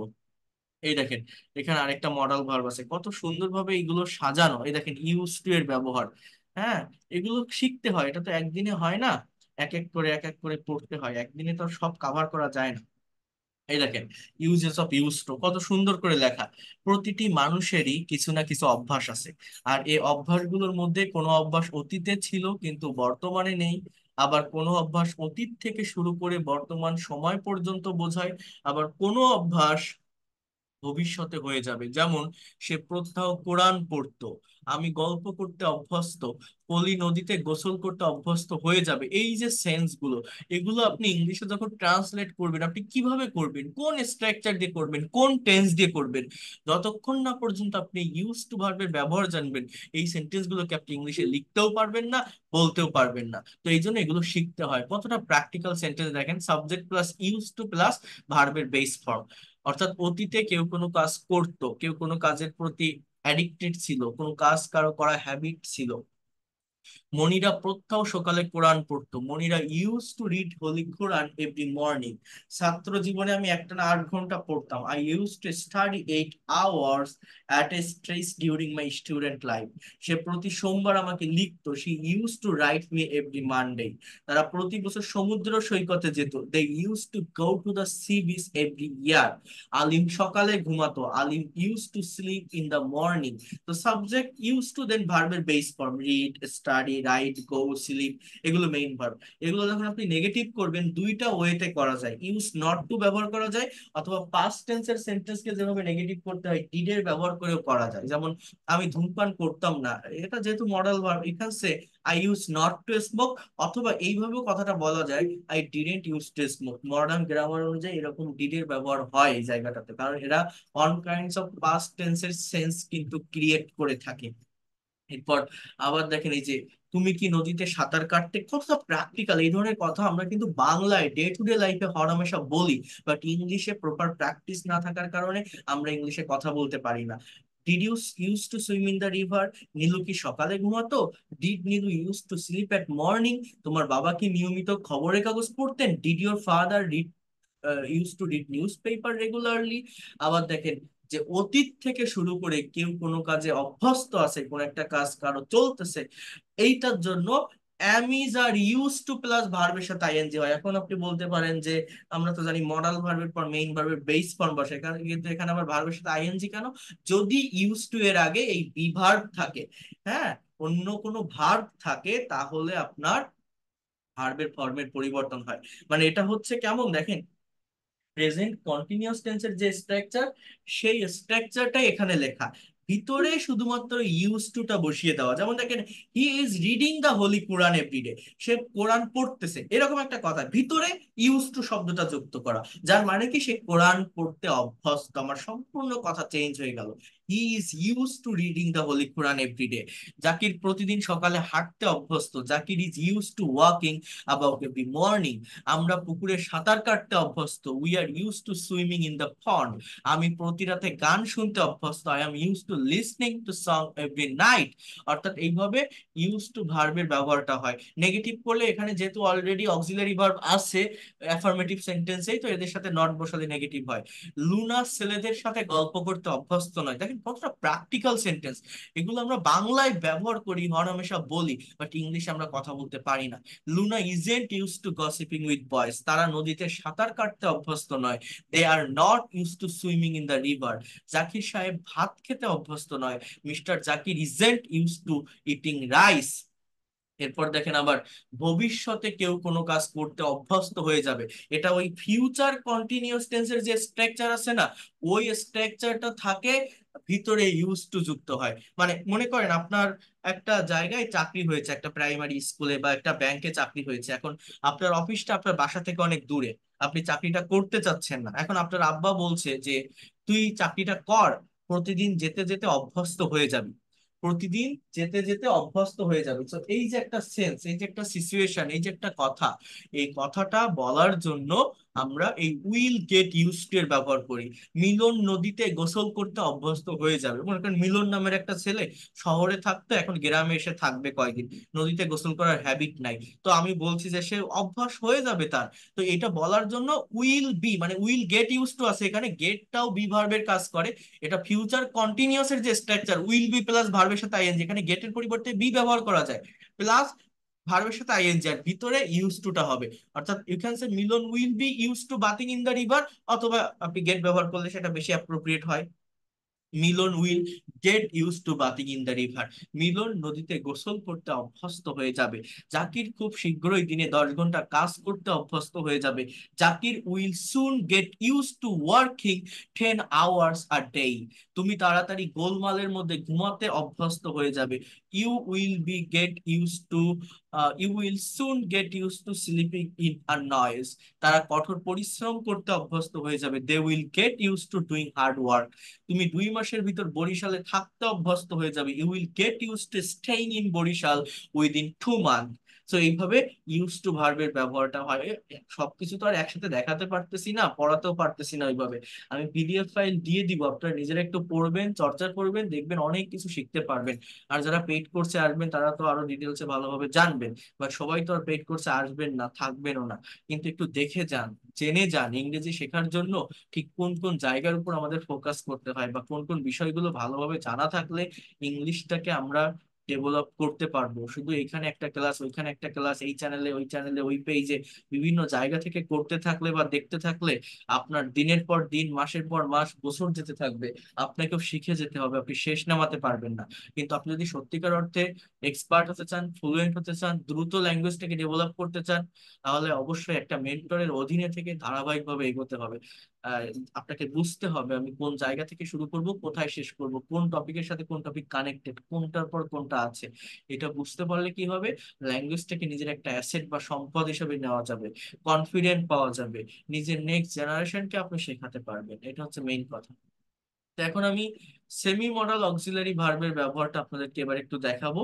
অর্থাৎ সেমি মডাল অক্সিলারি ভার্বটা মূলত কি, এটা হচ্ছে আপনার দেখা যায় প্রাইমারি অক্সিলারির মতো, কিন্তু কাজ করে মডাল অক্সিলারির মতো। অর্থাৎ আমাদের যে অ্যাম ইজ আর ভার্ব আছে না, am is are was R have has had, এই ভার্ব গুলোই, বাট এদের সাথে একটা টু যুক্ত করা, যেগুলোকে মানে ফ্রেজাল ভার্ব আর কি বলা হয়। Am to, is to, are to, was to, were to, have to, has to, had to. তো এইগুলোকে আমরা একটু এখন দেখবো যে এই সেমি মডাল অক্সিলারি ভার্বের ব্যবহারটা সেন্টেন্সে কিভাবে হয় এবং এদের মিনিং গুলো কেমন দাঁড়ায়। এগুলো জানা থাকলে যে কোনো কথা, যে কোনো অর্থ আপনি যদি ইংলিশে ট্রান্সলেট করতে চান, বাংলায় ভাবেন, আপনি ইংলিশে ট্রান্সলেট করতে পারবেন, কনভার্ট করতে পারবেন। এবং সেটা কিভাবে পারবেন আমি শুধু এই স্ট্রাকচারই আপনাকে দেখাবো না, আপনারা আজকের ক্লাসটাতে লাস্ট পর্যন্ত যারা থাকবেন, একটা কনভারসেশন প্র্যাকটিসের মাধ্যমে আমি এই জিনিসটাকে আপনাদের বুঝিয়ে দিব। আর আমি এর আগে আরেকটা কথা একটু বলে রাখি, যারা পেইড কোর্সে আসবেন, প্রতিদিন যারা ভর্তি হচ্ছেন, আমি এন্ট্রি করে রাখছি আর আপনাদের আমি একটা আইডি কার্ড দিয়ে দিব। আপনারা 22 তারিখ থেকে নতুন ব্যাচের সঙ্গে যুক্ত হয়ে পেইড কোর্সের ক্লাস শুরু করতে পারবেন। আমাদের যে পেইড কোর্স, একটা মিনিট একটু ওয়েট করেন, আমি দেখাচ্ছি এই am to is to are to এর ব্যবহার দেখাচ্ছি। তো পেইড কোর্সের কথাটা যেটা আমি বলছিলাম, আমাদের এই গুগল মিটের মাধ্যমেই ক্লাস হবে। ক্লাসের ডিউরেশন 1 ঘন্টা, সপ্তাহে 4 দিন ক্লাস। শনি সোম বুধ শুক্র, এই 4 দিন, 3 মাসের কোর্স। আপনি যদি রেগুলারিটি মেনটেন করে ক্লাস করেন, within 3 month you will be expert and fluent in English. এটা যাদের ইচ্ছা তারা করবেন। যদি কেউ মনে করেন আমি দ্রুত ল্যাঙ্গুয়েজটা ডেভেলপ করতে চাই, আমার আইএলটিএস এক্সাম দেওয়া দরকার, আইএলটিএস এর প্রিপারেশন নিচ্ছি, এবং এই কোর্সটা যে কোনো বয়সের যে কেউ করতে পারবেন, আপনি স্টুডেন্ট হন, house wife, teacher, job holder, officer, freelancer, immigrant, এই কোর্সের কন্টেন্ট গুলো আমি সেইভাবেই সাজিয়েছি। প্র্যাকটিক্যালি আপনি English grammar, speaking, reading, writing, conversation, presentation দেওয়া আপনি শিখতে পারবেন এই জায়গাটা থেকে। যারা ফ্রি ক্লাস করছেন তারা জানেন যে কিভাবে আমি পড়াচ্ছি, বা প্রত্যেকটা দিন কিভাবে আমি কতগুলো বিষয় নিয়ে আমি কথা বলছি।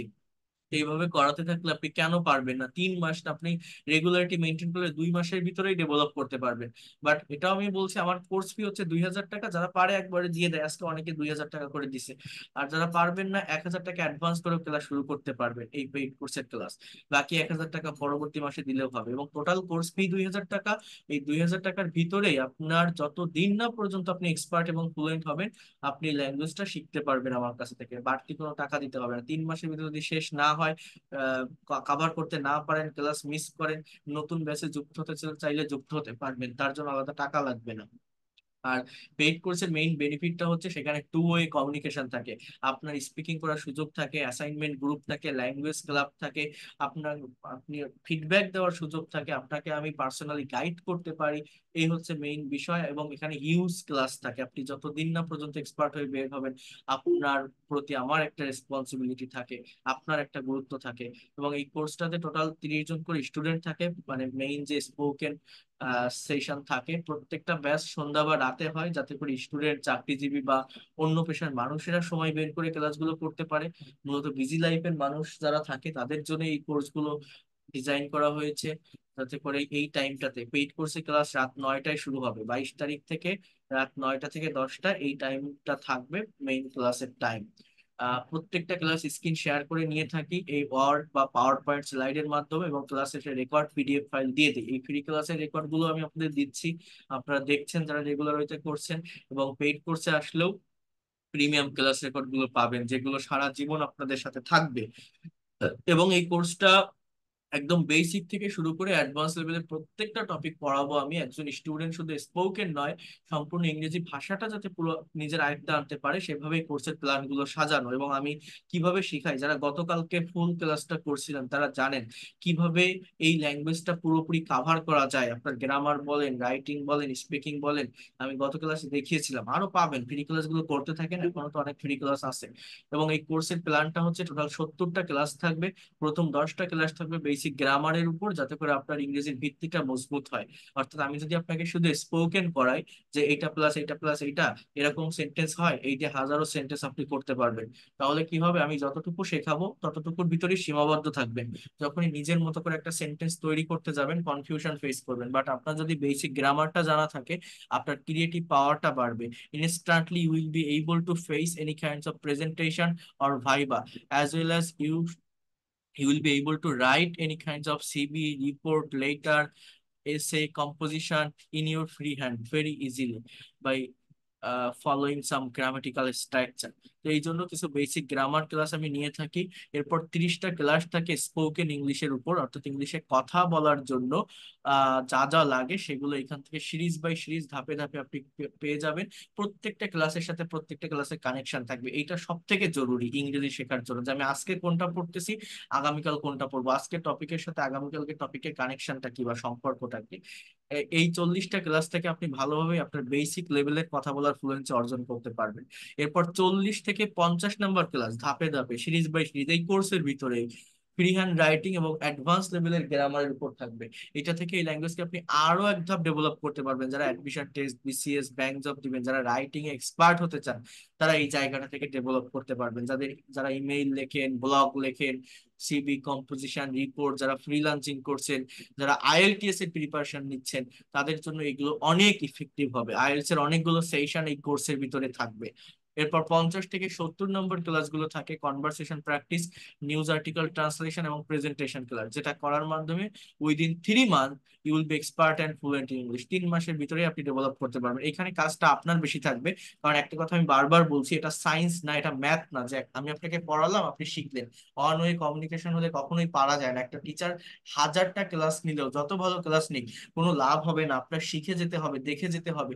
এটাকে আপনি পূর্ণতা দিতে পারবেন না যতদিন না পর্যন্ত আপনার মুখ থেকে কথা বের করবেন, because you are learning a language, so you have to speak from your own mouth.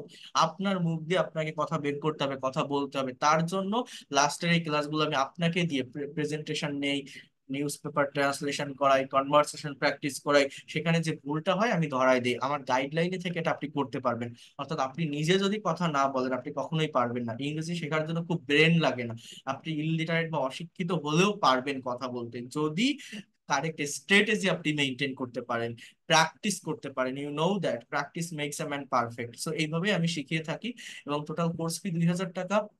1000 টাকা অ্যাডভান্স করে আপনারা শুরু করতে পারবেন যারা করতে চান। বাকি 1000 টাকা পরবর্তী মাসে দিলে হবে, যেহেতু অনলাইনে ক্লাস করছেন। আহ আপনি কতটুকু বুঝলেন বা না বুঝলেন, এই জন্য আমি টাকা ভেঙে ভেঙে দিতে চাইলে আমি সেটা নেই। আর একটা কথা আমি বলে রাখি, এই কোর্সটা থেকে, এখানে পেইড কোর্সের বেনিফিট হচ্ছে এটা, আপনি যখন টাকা দিবেন আপনার একটা রেসপন্সিবিলিটি থাকে, একটা গরজ থাকে যে আমি ওইখানে টাকা দিচ্ছি, আমার শেখা লাগবে। আমার একটা রেসপন্সিবিলিটি থাকে যে ওকে শেখাতে হবে। অর্থাৎ আমি যতক্ষণ ক্লাস নেই, স্টুডেন্টরা ততক্ষণ থাকে, শেখে, চেষ্টা করে। কিন্তু এই যে ফ্রি ক্লাস নিচ্ছি, আমি ক্লাস নিচ্ছি, একজন আসছেন একজন যাচ্ছেন, দাম দেয় না, ওই ওই লোকটা ক্লাস নেয়, ও তো আগামীকালও নিবে, কালকেও নিবে, দেখে একটু কি ক্লাস নিচ্ছে, আবার একটু ভাত খেয়ে আসি, টিভি দেখে আসি, আবার একটু আসি, এইভাবে কখনো ডেভেলপ করা যায় না। বাট গাইডলাইনের ভিতরে থাকলে, ফর্মালিটি মেনটেন করে এগোলে অনেক দ্রুত ল্যাঙ্গুয়েজটাকে ডেভেলপ করা যায়। এইটাই হচ্ছে এর বেনিফিট। আর যদি কেউ মনে করেন এই লোকটা পড়াতে পারে, বোঝাতে পারে, টেকনিক ভালো, হয়তো শিখতে পারবো, তারা এটা করতে পারেন। আগামী 22 তারিখ থেকেই শুরু হবে পেইড কোর্স। প্রতিদিন যারা ভর্তি হচ্ছেন আমি এন্ট্রি করে রাখছি, আপনাদের আমি খুব দ্রুত নতুন ব্যাচে আমি অ্যাড করে নিব প্রাইভেট গ্রুপে। এবং 22 তারিখ থেকে ক্লাস করতে পারবেন। এটা হচ্ছে বিকাশ, নগদ বা রকেট নাম্বার। এবং যারা ইন্ডিয়া থেকে আছেন তারা গুগল পে বা ফোন পে করে পেইড কোর্সের ক্লাস শুরু করতে পারবেন। এই দুইটা নাম্বারে আমার হোয়াটসঅ্যাপ আছে বা কন্ট্যাক্ট নাম্বার। কারো যদি ডিরেক্টলি কথা বলতে হয় বা ভর্তি হতে চান, এই নাম্বারে কল দিবেন বা হোয়াটসঅ্যাপে নক দিবেন, আপনারা ভর্তি হতে পারবেন। এবং এই নাম্বারে টাকা সেন্ড মানি করার পর একটা স্ক্রিনশট অথবা লাস্ট ডিজিটটা জানালে আমি আপনার ভর্তি কনফার্ম করে নিব, আপনাকে নতুন ব্যাচে অ্যাড করে নিব। পেইড কোর্সের প্রাইভেট হোয়াটসঅ্যাপ গ্রুপ থেকে আপনি 22 তারিখ থেকে ক্লাস করতে পারবেন। আর যারা ভর্তি হবেন তাদেরকে আমার লেখা এই বইটা আমি আপনাদেরকে পাঠিয়ে দিব, আপনার কাছে এই বইটা থাকবে এবং এটাকে মেনটেন করে আমার লাইভ ক্লাসগুলো করবেন। এছাড়া তো আমি বললাম, যদি কেউ কোনো ক্লাস মিস করেন, প্রত্যেকটা ক্লাসে রেকর্ড থাকবে, পিডিএফ ফাইল থাকবে, আপনারা পরবর্তীতে দেখে নিতে পারবেন। এছাড়া প্রত্যেকটা ক্লাসের আপনারা যখন টাকা পে করবেন আমি একটা আইডি কার্ড দিয়ে থাকি, কোর্স শেষে আপনারা সার্টিফিকেটও পাবেন। আমি একটা আইডি কার্ড দিয়ে থাকি, অর্থাৎ আপনার একটা আইডেন্টিটি থাকবে যে আপনি আমার ব্যাচের স্টুডেন্ট। একদম প্রফেশনাল ওয়েতে, ফর্মালি, অফলাইনের একটা কোর্সের থেকেও আপনি এখান থেকে বেনিফিটেড হবেন। এই দেখেন, রাশেদা ইরফান, ইনি আমার 48 ব্যাচের স্টুডেন্ট, চিটাগাং এর বাড়ি, সার্ভিস হোল্ডার। সো এরকম একটা আইডি কার্ড আপনার থাকবে। কারণ আপনি অনলাইনে ক্লাস করছেন, আপনার হোয়াটসঅ্যাপ হারিয়ে যেতে পারে বা ব্যান হতে পারে, ফোনে সমস্যা হতে পারে। এটা যদি কাছে রাখেন, পরবর্তীতে আমাকে দেখাতে পারেন, কোনো প্রবলেম হলে আমি আবার নতুন ব্যাচে আপনাকে অ্যাড করে নিব। তো এইভাবে আপনারা করতে পারবেন। এছাড়া আমি ওয়ান টু ওয়ান প্রেজেন্টেশনও নিয়ে থাকি, অর্থাৎ একটা স্টুডেন্ট কতটুকু ডেভেলপ করতে পারলো, কতটুকু এগোতে পারলো, তার উপর I ডিপেন্ড have করে আমি no কিন্তু এই one characters of this. Presentation গুলো আমি নিয়ে থাকি। অর্থাৎ আপনারা স্পিকিং টেস্ট Oh, দিতে then পারবেন I আমার when I সামনে, thought of যেখানে when I ভুল হবে আমি misread ধরাই দিতে that পারবো। how today that's আমি true. আপনারা বলতে পারেন যে আপনার কোর্স ফি বেশি, আমি 500 টাকা করে নিতে পারতাম, হয়তো 200 জন 300 জন একসাথে ভর্তি করাতে পারতাম বা ভর্তি হতো। বাট ওই রকম হলে কি হতো, এই গতানুগতিক যেভাবে পড়াচ্ছি এইভাবেই পড়িয়ে যেতাম, কে কতটুকু পারলো না পারলো আমি বুঝতাম না। আমার তো এত দরকার নেই, কারণ আমি একটা পার্মানেন্ট জবের মধ্যে আছি, আমার এত লাগে না। আমি আমার ফ্রি টাইম বা লেজার টাইমটাকে কাজে লাগিয়ে এই ব্যাচ গুলো পড়াই। আমার যে অফলাইনে কোনো প্রতিষ্ঠান আছে, অনেকে অফলাইনে কোর্স করছে, আমার অফলাইনেও নেই, আমি কিন্তু অফলাইনে পড়াই না। তো এই জায়গাটাতে আমি চাই আমি যাদেরকে পড়াবো, যতজনকে পড়াবো, তাদের যেন এক্সপার্ট এবং ফ্লুয়েন্ট করে বের করতে পারি, সেই রেসপন্সিবিলিটিটা আমি নিয়ে থাকি। যারা থাকে আমার সাথে লাস্ট পর্যন্ত থাকে তারা এক্সপার্ট এবং ফ্লুয়েন্ট হয়। আমার ইউটিউব চ্যানেলে দেখবেন প্রতিদিন স্পিকিং সেশন থাকে, প্র্যাকটিস হয় কিভাবে তারা কথা বলছে। আমার মানে আগের ব্যাচের স্টুডেন্ট গুলো স্পিকিং করছে, ওই স্পিকিং যদি আপনি করতে না পারেন আপনি কখনোই ডেভেলপ করতে পারবেন না। তো সেইটা আমি আপনাকে দিয়ে করাবো। তো আমার 30 জন স্টুডেন্ট থাকলে কি হবে, আমি সঠিক গাইডলাইন করতে পারবো। আমার 30 জন থেকে 30 জন না হোক 20 জন যদি হয়, এইটাই আমার প্লেজার। কারণ কি, আমি তো দেখেছি বাংলাদেশের প্রতিষ্ঠানগুলো বিভিন্ন জায়গায় যারা ইংরেজি শেখে বা যারা শেখায়, কিভাবে শেখায় কিভাবে শেখে। আপনি দেখবেন 500 টাকার কোর্স, 900 টাকার কোর্স, 1200 টাকার কোর্স, 60 ঘন্টার ক্লাস, এতগুলো ক্লাস, আপনি এতদিনের মধ্যে ফ্লুয়েন্ট হয়ে যাবেন। হ্যাঁ, ঘরে বসে এই ইংলিশ শিখতে হয়, ট্রেনে এই ইংলিশ, বা এটা প্লাস এটা প্লাস এইটা এইটা হাজারো সেন্টেন্স করতে পারবেন, এইভাবে আপনি ইংলিশে ফ্লুয়েন্ট হতে পারবেন। অ্যাকচুয়ালি এইভাবে কোনো কাজে লাগে না, ইংলিশ ল্যাঙ্গুয়েজটা এইভাবে শেখা যায় না। ইংলিশ ল্যাঙ্গুয়েজটা শিখতে গেলে অরিজিনটা বুঝতে হয়, এই গ্রামার গুলোকেও মেনটেন করতে হয়, করে প্র্যাকটিক্যাল স্পিকিং এ অ্যাপ্লাই করতে হয়। এখন অনেকে বলতে পারে যে স্পিকিং শেখার জন্য গ্রামার লাগে না। তো গ্রামার কেন অ্যাপ্লাই করতে হয়, এই জিনিসটা আমি আপনাদের একটু পরে বলতেছি, যখন কনভারসেশনটা প্র্যাকটিস করাবো আমি বলবো আপনাদের। আমি এখন সেমি মডেল ভার্বটা দেখাই। আর যেটা বললাম, যারা পেইড কোর্স করতে চান আমাকে জানাবেন, এই নাম্বারে হোয়াটসঅ্যাপে নক করবেন বা কল করবেন বা টাকা পাঠিয়ে লাস্ট ডিজিটটা জানাবেন বা একটা স্ক্রিনশট দিবেন, আমি আপনাদের পেইড কোর্সে অ্যাড করে নিব। তো এই হচ্ছে মেইন কথা। আমরা এখন সেমি মডেল অক্সিলারি ভার্বের এই এই বিষয়টা নিয়ে আর কারো কোনো কোশ্চেন আছে এই কোর্স নিয়ে? Do you have any question? যদি থাকে তো বলতে পারেন, আমি এখন সেমি মডেল ভার্বটা দেখাবো। নেক্সট স্লাইডে মুভ করব, দেখাবো সেমি মডেল অক্সিলারি ভার্বের ব্যবহার।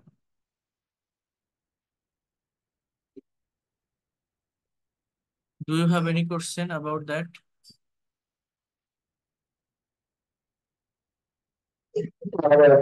ওকে। আপনাদের পিডিএফ গুলো দিয়েছেন, এই পিডিএফ গুলোকে দিয়ে দিবেন না হ্যাঁ পরে? হ্যাঁ, এই যা যা পড়াচ্ছি এই ফাইলগুলো আপনারা পাবেন। ঠিক আছে। তো আমরা তাহলে সেমি মডেল অক্সিলারি ভার্বটাকে দেখি, তারপর পরবর্তীতে বাকি কথা বলবো। আমাদের এখনো অনেকগুলো বিষয় বাকি, সেমি মডেল ভার্বটা দেখিয়ে আমি আপনাদের একটা কনভারসেশন প্র্যাকটিস করাবো। আমি এটা একটু ডিলিট করে দিই, জাস্ট এটা মিনিট, একটা মিনিট একটু টাইম দিন প্লিজ। ওকে। সো এই যে সেমি মডেল অক্সিলারি ভার্বের ব্যবহার, এখানে আমার আবার আপনাকে বুঝতে হবে এই জিনিসটা ঠিক কেমন। এটা হচ্ছে এমন কিছু সেন্টেন্স যেগুলো দেখা যায়, মানে কিছু ভার্ব, মডাল ভার্ব, এগুলোকে ফ্রেজাল ভার্ব বলে আর কি।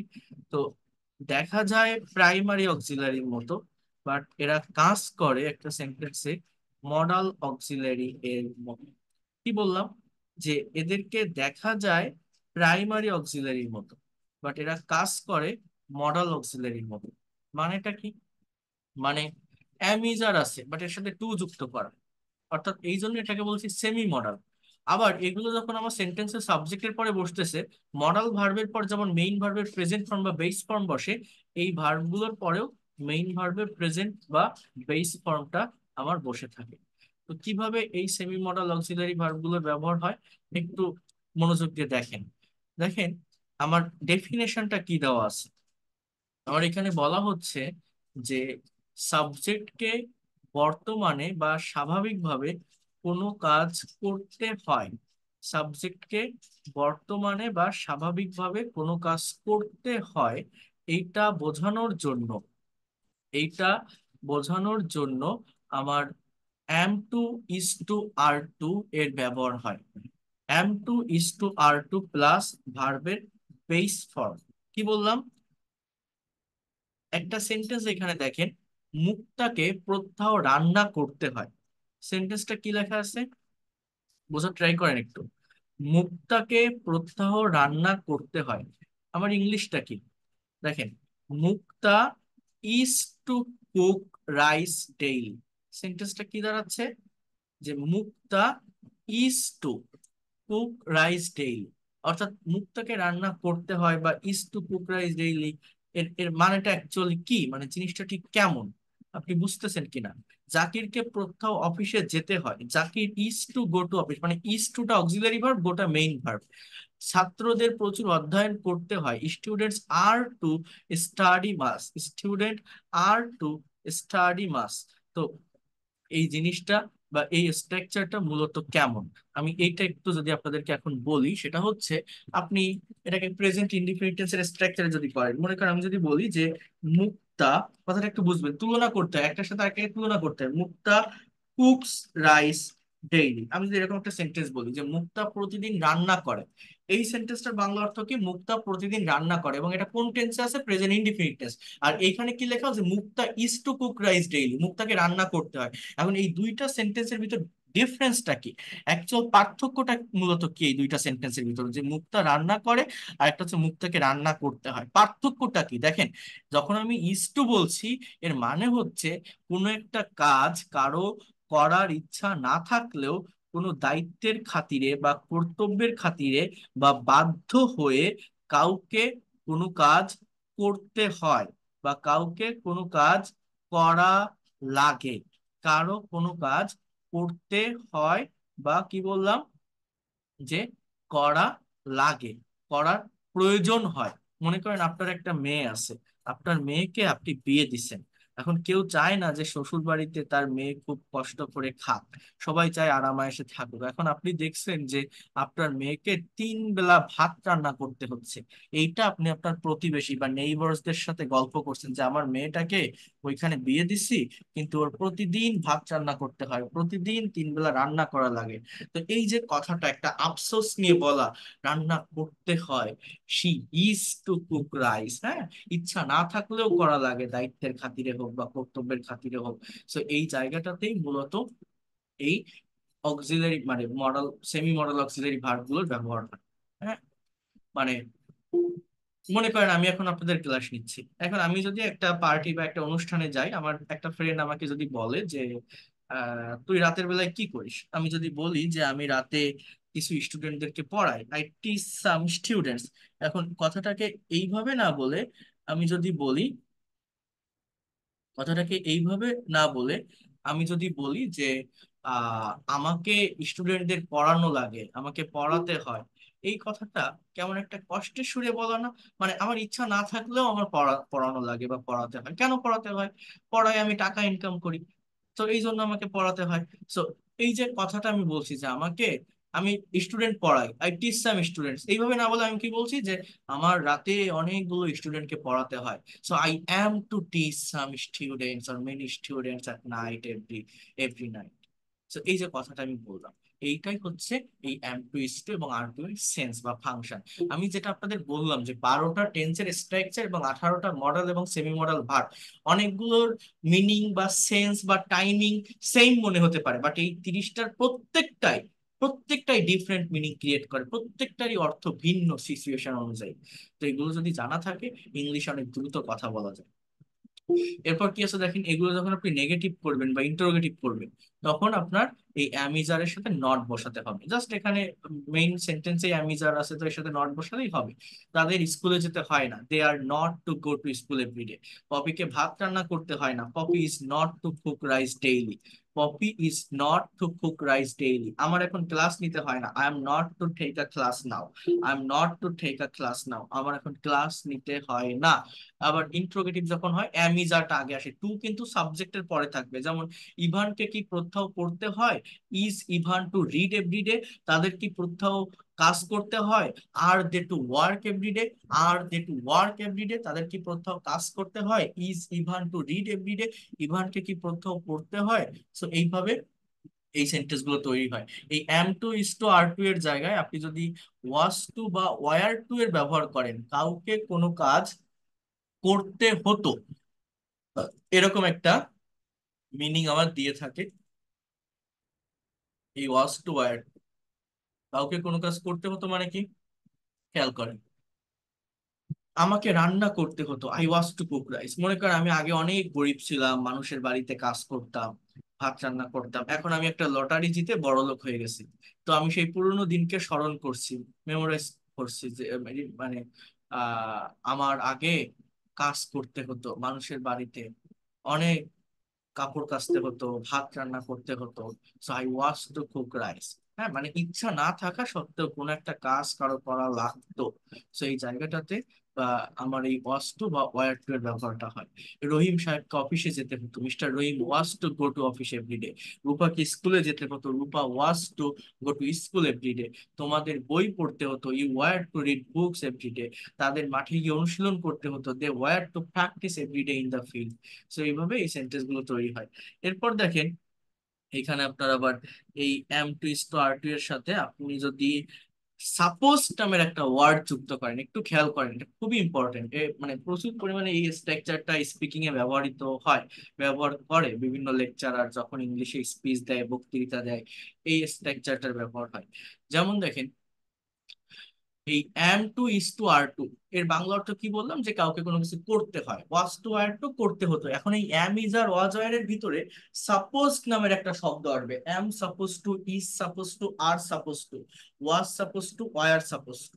এবং এর বাংলা অর্থ হচ্ছে যে কারো কোনো কাজ করার কথা বা করার কথা ছিল।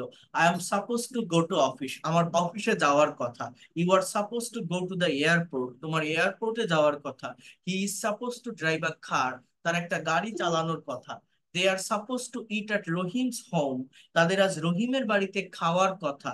জাস্ট সাবজেক্টের পরে এই am is are was R suppose to plus ভার্বের present form. I am suppose to give a presentation today, আমার আজ একটা প্রেজেন্টেশন দেওয়ার কথা।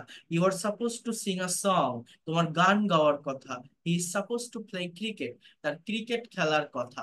এরপর দেখেন, এই নেগেটিভ যখন আপনি করছেন তখন আপনি কিভাবে করছেন, এদের সাথে আপনি নট বসাচ্ছেন। নট বসালে সেন্টেন্স গুলো আপনার নেগেটিভ হয়ে যাচ্ছে।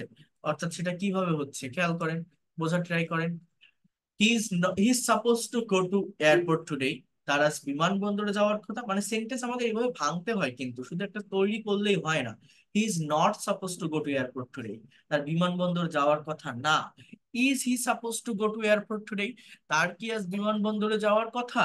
Isn't he suppose to go to airport today, তার কি বিমানবন্দরে যাওয়ার কথা না।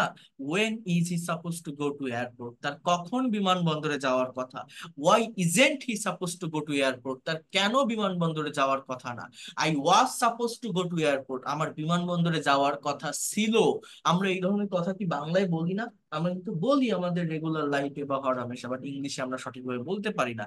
I was suppose two catch fish today, আমার মাছ ধরতে যাওয়ার কথা ছিল। I was suppose to drive a car today, আমার আজ গাড়ি চালানোর কথা ছিল। তো কারো কোনো কাজ করার কথা ছিল, am is are was R suppose to এর ব্যবহার হয়। বা am is are supposed to মানে করার কথা, was are supposed to মানে করার কথা ছিল। এরপর দেখেন, তাহলে আমরা কি শিখলাম? am to is to are to, কাউকে কিছু করতে হয়। was to are to করতে হতো। am is are supposed to, কারো কোনো কাজ করার কথা। was are supposed to, কারো কোনো কাজ করার কথা ছিল। এবার আমরা আরেকটা মডেলে আসবো, সেটা হচ্ছে have to. Have to, has to, had two. Have two এবং হ্যাজ টু এটা প্রেজেন্ট টেন্সে ব্যবহৃত হয়, এবং হ্যাড হচ্ছে পাস্ট টেন্সে ব্যবহৃত হয়। সো হ্যাভ হ্যাজ এর মানে হচ্ছে কারো কোনো কাজ করতে হবে, আর হ্যাড হচ্ছে করতে হয়েছিল। যেমন I have to go there, আমার সেখানে যেতে হবে। He has to do the work, subject যদি থার্ড পারসন সিঙ্গুলার নাম্বার হয়, হি শি ইট অথবা কোনো সিঙ্গেল নেম, তাহলে হ্যাজ বসে, বাকি সব জায়গায় হ্যাভ বসে। They have to read book, তাদের বই পড়তে হবে। Mita has to come here at night, মিতাকে আজ রাতে এখানে আসতে হবে। Zakir has to catch fish, জাকিরকে মাছ ধরতে হবে। Ratan has to go to London, রতনকে লন্ডনে যেতে হবে। এগুলো নেগেটিভ ইন্টারোগেটিভ এভাবে করতে হয়, অনেক কিছু দেওয়া, মানে কবে আমি শেষ করব বা বুঝাবো আপনাদের বলেন তো। এই হ্যাভ টু হ্যাজ টু এর পরে হ্যাড টু, যেটা হ্যাড টু এর বাংলা অর্থ হচ্ছে কারো কোনো কাজ করতে হয়েছিল। যেমন দেখেন, এই যে আমাকে লন্ডনে যেতে হয়েছিল, I had to go to London. আমাকে লন্ডনে যেতে হয়নি, I didn't have to go to London. আমাকে কি লন্ডনে যেতে হয়েছিল, did I have to go to London. এখানে নেগেটিভ ইন্টারোগেটিভে ডিড আই হ্যাভ কেন বসে জানেন? এগুলোকে বুঝতে পারেন? এই দেখেন, Zakir had to learn English, জাকিরকে ইংরেজি শিখতে হয়েছিল। Zakir didn't have to learn English, জাকিরকে ইংরেজি শিখতে হয়নি। এইগুলোকে করতে গেলে প্রেজেন্ট বা পাস্ট ইনডিফিনিট টেন্সের সেন্টেন্স গুলোকে যেভাবে নেগেটিভ করতে হয় ডু ডাজ দিয়ে, সেভাবে এখানে করা হয়েছে। এবং সেভাবে যখন করা হচ্ছে, আমার ডিড বসালে এই হ্যাড আর হ্যাড থাকে না, এটা প্রেজেন্ট ফর্মে চলে আসে। সো এটা এই জন্য এটা হ্যাভ হয়ে যায়। হ্যাঁ, জাকিরকে কি ইংরেজি শিখতে হয়েছিল, did Zakir have to learn English. জাকিরকে কি ইংরেজি শিখতে হয়নি, didn't Zakir have to learn English. কেন জাকিরকে ইংরেজি শিখতে হয়েছিল, why did Zakir have to learn English. এইভাবে একটা সেন্টেন্সকে negative interrogative, negative interrogative, double US word plus interrogative, এটা করলে কি হয়, সেন্টেন্সের এই ফাংশন গুলো ক্লিয়ার হয়, ফ্লুয়েন্সিটা বাড়ে। এই দেখেন, এই যে Ripon has to go to London, এর নেগেটিভ হচ্ছে Ripon doesn't have to go to London. এই ডাজ নট হ্যাভ কেন বসে হ্যাজ টু এর পরিবর্তে, এটা কেউ বলতে পারেন নেগেটিভ করতে গেলে? দেখেন, এটা নিয়ম হচ্ছে প্রেজেন্ট ইনডিফিনিট টেন্সে আমার subject third person singular number হলে ভার্বের সাথে এস বা ইএস বসে। এই যে ভার্বের সাথে এস বা ইএস আমি বলি, এটা হচ্ছে ভার্বের একটা থার্ড পারসন ফর্ম। এখন এই যে হ্যাভ ভার্ব, এ দেখেন, এই গো মানে যাওয়া, এই জিনিসটা অনেকেই জানে না, এই ছোট ছোট ফাংশন গুলো ক্লিয়ার করতে হয়। খেয়াল করেন, আমি একটু বুঝাই দিই এই জিনিসটা। এই গো মানে যাওয়া, এটা প্রেজেন্ট ফর্মের ভার্ব, এর পাস্ট ফর্ম হচ্ছে ওয়েন্ট, এর পাস্ট পার্টিসিপল ফর্ম গন, এর প্রেজেন্ট পার্টিসিপল ফর্ম গোয়িং, এর থার্ড পারসন ফর্ম হচ্ছে আমার এই গোস। অর্থাৎ আমি যদি বলি যে সেই স্কুলে যায়, হি গোস টু স্কুল। এখন আমি যদি এটাকে নেগেটিভ করি, যেহেতু প্রেজেন্ট ইনডিফিনিট টেন্স, আমার ডাজের ব্যবহার করতে হয়। ডাজের ব্যবহার কেন করি? আমার subject third person singular number হলে প্রেজেন্ট ইনডিফিনিট টেন্সে নেগেটিভ বা ইন্টারোগেট করতে গেলে ডাজ বসাতে হয়, মানে ডাজ একটা থার্ড পারসন ফর্ম। যখন ডাজ বসে তখন মেইন ভার্বটা কিন্তু আবার প্রেজেন্ট ফর্মে চলে আসে। এই ডু এর পাস্ট ফর্ম ডিড, এর পাস্ট পার্টিসিপল ফর্ম হচ্ছে ডান, এর প্রেজেন্ট পার্টিসিপল ফর্ম ডুইং, এর থার্ড পারসন ফর্ম হচ্ছে এই ডাজ। তো যখন আমি এই সেন্টেন্সটা করার জন্য, আমি যখন এখানে ডাজের ব্যবহার করছি, দেখেন, আমি যদি বলি যে doesn't he doesn't go to school, তখন আর গোস বসানো যাবে না, কারণ এই গোসও থার্ড পারসন, ডাজও থার্ড পারসন, এই জন্য এই গোসটা আমার এই প্রেজেন্ট ফর্মে চলে আসবে, গো হবে, he doesn't go to school. So he doesn't go to school, সে স্কুলে যায় না। এই সেম ওয়েতে দেখেন, কথাটা একটু বোঝেন, আমার যে হ্যাভ হ্যাজ হ্যাড আছে, এই হ্যাভ ভার্বের ফর্ম গুলো কেমন জানেন? এই দেখেন, হ্যাভ, এটা প্রেজেন্ট ফর্ম, এর পাস্ট ফর্ম হ্যাড, এর পাস্ট পার্টিসিপল ফর্মটাও হ্যাড, অনেকে বলে হ্যাভ হ্যাজ হ্যাড, বাট না, হ্যাভ হ্যাড হ্যাড। আর এর যে প্রেজেন্ট পার্টিসিপল ফর্ম সেটা হচ্ছে হ্যাভিং। আর এই হ্যাভের থার্ড পারসন ফর্ম কিন্তু এরকম হ্যাভস না, হ্যাভের সাথে এস না, এটা হচ্ছে হ্যাজ। ঠিক আছে? তার মানে আমি যখন এইটা দিয়ে সেন্টেন্স তৈরি করি, for example he has a car, তার একটা গাড়ি আছে, আমার সাবজেক্ট থার্ড পারসন হলে ভার্বের থার্ড পারসন ফর্ম বসাতে হয়, অর্থাৎ আমার এই হ্যাজ বসাতে হয়। কিন্তু যখনই আমি এটাকে নেগেটিভ করবো, যেমন এই যে হি গোস লিখছিলাম, তো এখানে হ্যাজ লিখতে হবে, হ্যাভস না কিন্তু হ্যাজ। তো আমি যখনই আমি এটা নেগেটিভ করি, আমার ডাজ বসাতে হচ্ছে হি ডাজেন্ট। আর ডাজ যখন বসাই তখন তো আর আমি এরকম হ্যাজ রাখতে পারবো না, কারণ ডাজও থার্ড পারসন, হ্যাজও থার্ড পারসন, ডাজও থার্ড পারসন, গোসও থার্ড পারসন, গো রেখেছি, মানে গোস রেখেছি, আমি গো বসিয়েছি। তো এই হ্যাজের, এই এই যে হ্যাজ, এটা থার্ড পারসন, এর ফার্স্ট পারসন হচ্ছে হ্যাভ, মানে রুট ফর্ম বা প্রেজেন্ট ফর্ম এই হ্যাভ। এই জন্য ডাজ বসালে আমার এই পরপর দুটো থার্ড পারসন বসবে না। সো ডাজ বসালে মেইন ভার্বটা প্রেজেন্ট ফর্মে চলে আসে। So he has a car, তার গাড়ি আছে, তার গাড়ি নেই, he doesn't have a car. এই ধরনের ফাংশন আমরা অনেকেই জানি না, এই ধরনের কনফিউশন গুলো অনেকের ক্লিয়ার না। এগুলো যদি ক্লিয়ার করতে না পারেন, আপনি কখনো প্রফেশনালি কারেক্ট ওয়েতে ইংলিশে কথা বলতে পারবেন না। আমার কথাগুলো কি কেউ বুঝতে পেরেছেন? মনে হয় কথাগুলো ইম্পর্টেন্ট বা কাজে লাগার মতো, বা কিছু শিখতে পারতেছি? কিছু কি মনে হয় আপনাদের কাছে? বলেন। কি শেখা যায় এই যে বিষয়গুলো আমি দেখাচ্ছি? আরে রাবি কই কোথায় যাবে? এবার দেখেন, এবার আমি একটা কনভারসেশন একটু আপনাদেরকে দেখাবো, অর্থাৎ প্র্যাকটিক্যালি কিভাবে ইংলিশে কনভারসেশন করতে হয় সেটা আপনারা এখন একটু দেখেন। এখানে আরো কিছু ভার্ব ছিল, would like to, would rather, had better, কিন্তু কখন পড়াবো বলেন? যারা পেইড কোর্সে আসবেন তারা শিখতে পারবেন এগুলো। আর আমি আপনাদের পিডিএফ ফাইল দিয়ে দিব। একদিনে হয় না, এই মডাল ভার্বের উপর 5-6টা সেশন নিতে হয়। তারপর আজকে একদিনে আমি কতগুলো বিষয় নিয়ে বললাম মডাল ভার্ব, যেহেতু আপনারা ফ্রি ক্লাস করছেন, আপনি আজকে আসেন কালকে নাও থাকতে পারেন, বাট জিনিসগুলো যদি দেখে যান, জেনে যান, নিজের মতো করে পরে শিখতে পারেন, এটা আপনার জন্যই বেনিফিটেড হবে। ওকে, সো আমি একটা কনভারসেশন একটু দেখাবো। এখন এই জায়গাটায় আমি একটু কথা বলি আপনাদের। দেখেন, ah conversation number one, mother and son, মা এবং ছেলে দুইজন ব্যক্তির ভিতরে একটা কথোপকথন। এখানে বাংলা সেন্টেন্স আছে, এটাকে আপনার ইংলিশে ট্রান্সলেট করতে হবে। এবং এটা কেন করতে হবে জানেন? এর মেইন রিজন হচ্ছে, আমি ওই যে কথাটা বলছিলাম, ইংরেজি শেখার জন্য গ্রামারের কেন প্রয়োজন হয়। দেখেন, আমি যখন ইউনিভার্সিটিতে ক্লাস করছি, আমাদের একটা কোর্স ছিল, এটা হচ্ছে সিলেবাস অ্যান্ড ম্যাটেরিয়াল ডিজাইন। যারা পাবলিক ইউনিভার্সিটি বা প্রাইভেট ইউনিভার্সিটিতে পড়াশোনা করেন, ফোর্থ ইয়ার বা থার্ড ইয়ার এরকম, মানে ফাইনাল ইয়ারের দিকে টিকে হয়তো থাকবে, দেখবেন সিলেবাস অ্যান্ড ম্যাটেরিয়াল ডিজাইন নামের একটা সাবজেক্ট, মানে যারা ইংলিশ ডিপার্টমেন্টে পড়েন। সো এইখানে ছিল যে আমরা এই ল্যাঙ্গুয়েজটা শিখতে গেলে, ইংলিশ ল্যাঙ্গুয়েজটা ডেভেলপ করতে গেলে, আরেকটা কোর্স আছে আপনার, ELT, English language teaching. ELT, এটা কিভাবে হয়, অর্থাৎ GTM, grammar translation method follow করে ইংরেজি শিখতে হবে, নাকি CLT, communicative language teaching or CLL, communicative language learning, এই মেথড ফলো করে ইংরেজি শিখতে হবে, এরকম বিভিন্ন বিষয় থাকে। অনেকগুলো থিওরি এর উপর থাকে। তো গ্রামারটা কেন শিখতে হয় আমি আপনাদের এটা একটু বলি। দেখেন, আপনারা এখানে যারা ক্লাস করছেন সবাই অ্যাডাল্ট, সবাই আমার কথা বুঝতে পারছেন, আমি বাংলায় লেকচার দিচ্ছি এবং আমাদের মাদার টাং বা মাতৃভাষা হচ্ছে বাংলা, তাই না?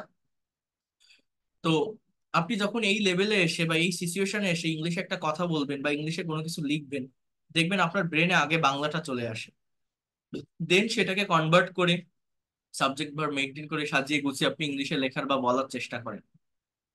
তো এটা কেন হয়? অনেকে বলে না যে ইংরেজি শেখার জন্য লিসনিং করতে হয়, প্রচুর পরিমাণে শুনতে হয়, লিসনিং প্র্যাকটিস করলে আপনি ইংলিশে কথা বলতে পারবেন। কিন্তু লিসনিংটা কাদের জন্য অ্যাপ্রোপ্রিয়েট বা পারফেক্ট আপনি জানেন? আমি যদি আপনাকে এখন একটা চাইনিজ ভাষা আপনার সামনে মানে শোনাতে থাকি, 1 মাস ধরে আপনি শুনলেন, কিন্তু আপনি যদি তার অর্থটা না বোঝেন আপনি কোনো কিছু বলতে পারবেন? মানে লিসনিংটা কাদের জন্য পারফেক্ট হয় বা অ্যাপ্রোপ্রিয়েট হয় জানেন? যাদের ব্রেনে দ্বিতীয় কোনো ল্যাঙ্গুয়েজ ইনস্টল করা নেই। অর্থাৎ আপনার ছোট একটা বাচ্চা আছে, তাকে আপনি একটা ইংলিশ মিডিয়াম স্কুলে ভর্তি করান, দেখবেন সে অনর্গল বা খুব কম সময়ের ভিতর ইংলিশে কথা বলতে পারছে। বা একটা ছোট বাচ্চাকে আপনি বাংলাদেশ থেকে ইংল্যান্ডে রেখে আসেন, ইংলিশ এনভায়রনমেন্টে রেখে আসেন, সে অটোমেটিক্যালি কথা বলা শিখে যাবে। কারণ কি জানেন? কারণ তার ব্রেনে সেকেন্ড কোনো ল্যাঙ্গুয়েজ ওইভাবে নেই। কিন্তু আপনার ব্রেনে আছে, আপনি এখানে যারা ক্লাস করছেন আপনারা সবাই adult, 8 pass, 9 pass, matric pass, SSC, HSC, honours, master, job holder, এক একজন এক এক লেভেলের আছেন। এবং আমাদের প্রত্যেকে মেইন একটা ল্যাঙ্গুয়েজ আছে, একটা মাদার টাং আছে, সেটা কি বাংলা। তো এই বাংলা যখন আমার আছে, আমি যখন আরেকটা দ্বিতীয় ল্যাঙ্গুয়েজ আমি শিখতে যাচ্ছি, এই বাংলা আমার ব্রেনে ইনস্টল করা। তো যখন আমি আরেকটা দ্বিতীয় ল্যাঙ্গুয়েজ, সেকেন্ড ল্যাঙ্গুয়েজ যখন শিখতে যাচ্ছি, ওই বাংলাটা আমার এই ল্যাঙ্গুয়েজটাকে বাধা দেয়। এটা একটা সাইকোলজিক্যাল থিংস। আপনি যখন ইংলিশে কথা বলতে যাচ্ছেন, ইংলিশ আগে আসবে না আপনার কাছে, আগে আপনার কাছে বাংলা আসবে। দেন আপনি চেষ্টা করছেন কি ওই বাংলা থেকে কথাটা ট্রান্সলেট করে ইংলিশে বলেন।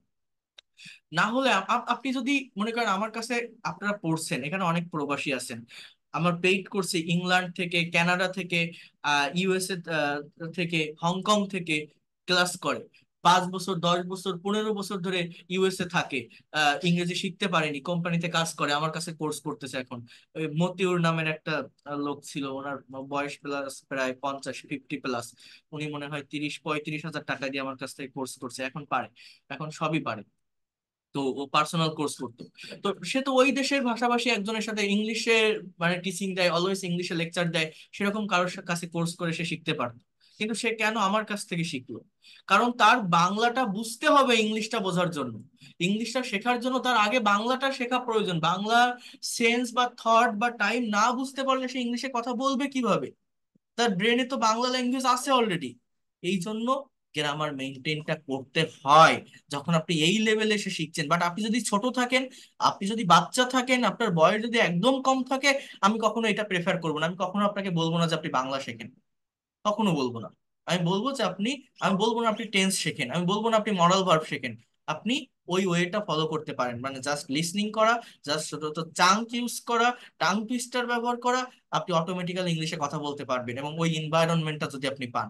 কিন্তু এই লেভেলে বা এই বয়সে এসে আপনি ওইভাবে কখনোই, আপনি শেখেন, আপনার বছর মাস যেতে থাকবে, আপনি হয়তো দুই একটা কথা বলতে পারবেন, তারপরে প্রচুর গ্রামাটিক্যাল মিস্টেক হতে থাকবে, প্রচুর মিস্টেক হতে থাকবে, আপনি প্রফেশনাল হতে পারবেন না, কখনোই পারবেন না। বাট এই গ্রামার ফলো করে, আমি যারা এর আগের ক্লাসগুলো আমার করে আসছেন, এই গ্রামার ফলো আমি করাই, গ্রামাটিক্যাল রুলস স্ট্রাকচার শিখাই, বাট আমি কিন্তু সেটার প্র্যাকটিক্যাল ব্যবহার দেখাই দিই যে প্র্যাকটিক্যালি কিভাবে আমরা সেটাকে ইউজ করব।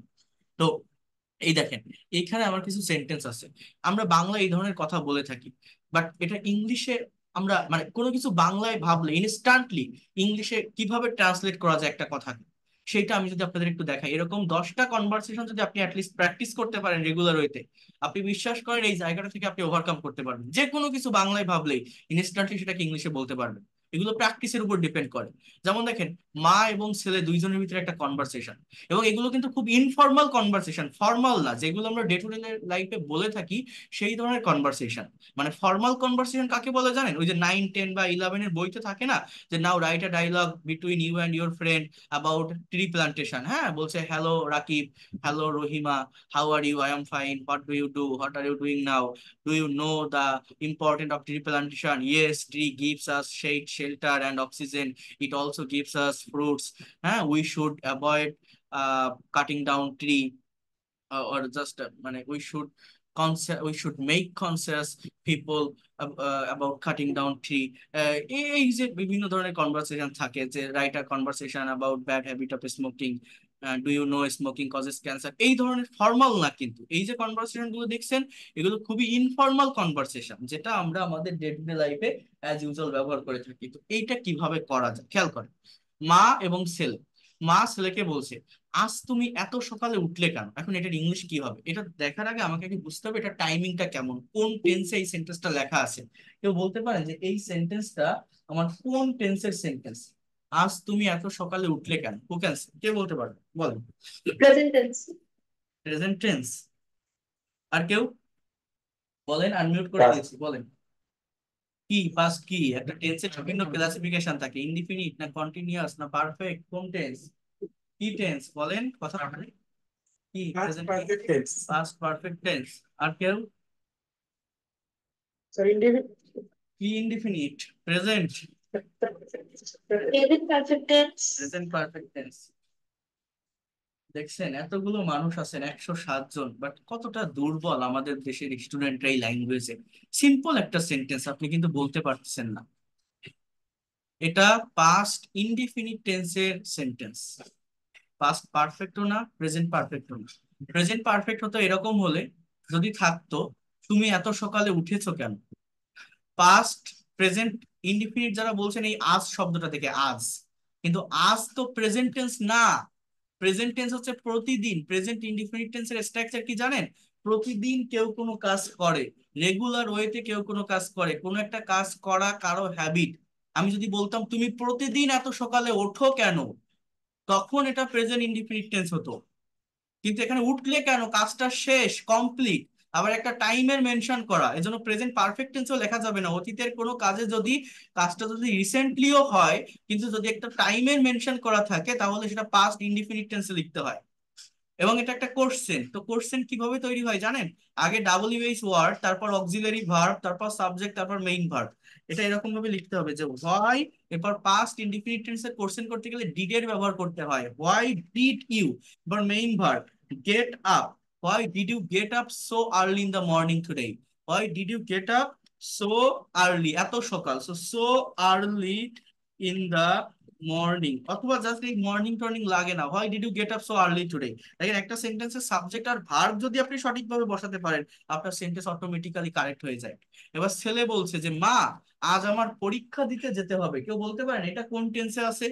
এনিওয়ান ক্যান সে, এটা কোন টেন্স বা কিসে আছে? Future perfect, Future continuous. Future continuous. বাহ, একজন এক একজনের মন মতো বলছেন, গুড। কেউ বলতে Future পারে indefinite. কনফিডেন্টের সাথে এটা কিসের স্ট্রাকচার? Total হবে। এটা মডেল হবে। থ্যাংক ইউ, Use করতে হবে। দেখেন আমি এইমাত্র আপনাদের কি বললাম, আজকে যে ক্লাসটা আমি আপনাদের নিলাম মডাল এবং সেমি মডাল ভার্ব, এটা কেন পড়ালাম, আমি কি বললাম? যে শুধু টেন্স দিয়ে, শুধু টেন্সের স্ট্রাকচার মেনটেন করে আমরা আমাদের মনের সম্পূর্ণ ভাব প্রকাশ করতে পারি না। আমাদের মনের হোল সেন্স বা হোল থটটাকে প্রকাশ করার জন্য টেন্স যথেষ্ট নয়, মডাল এবং সেমি মডাল ভার্বের ব্যবহার শিখতে হয়। তো এই সেন্টেন্সটা হ্যাভ টু, কাউকে কোনো কিছু করতে হবে, হ্যাভ টু হ্যাজ টু, করতে হবে বোঝায়, করতে হয়েছিল হ্যাড টু, হ্যাভ টু এর ব্যবহার এখানে করতে হবে। এটা সেমি মডাল অক্সিলারি ভার্বের একটা সেন্টেন্স। সো মাদার, হ্যাঁ, আমার কি করতে হবে, আজ আমাকে পরীক্ষা দিতে, পরীক্ষা দেওয়া এটা গিভ বলা যায় না, টেক অথবা অ্যাপেয়ার ইন দ্য এক্সাম, এই ধরনের ভার্বের ব্যবহার করতে হয়। Mother, I have to, I have to go to take an exam today. এই সেন্টেন্সটার ইংলিশটা হচ্ছে এরকম, I have to go to, have to go, আমাকে যেতে হবে, অর্থাৎ এটা ফিউচার টেন্স না। এবার মা বলছে তুমি কখন যাবে, এইটা ফিউচার ইনডিফিনিট টেন্স। তাহলে কখন আগে কোশ্চেন, এটা তাহলে আগে ডাব্লিউএইচ ওয়ার্ড হোয়েন, তারপর অক্সিলারি ভার্ব উইল, তারপর সাবজেক্ট, তারপর মেইন ভার্ব। সো তুমি কখন যাবে ইংরেজি কি, হোয়েন উইল ইউ গো। ছেলে বলছে নটায়, সার্টেন টাইমের আগে অ্যাট প্রিপোজিশন বসে, অ্যাট 9 AM। এবার বলছে যে তুমি কি রান্না করেছো, বলেন তো এইটা কোন টেন্সে আছে? কে বলতে পারেন? তুমি কি রান্না করেছো, এটা কোন টেন্সে আছে? Perfect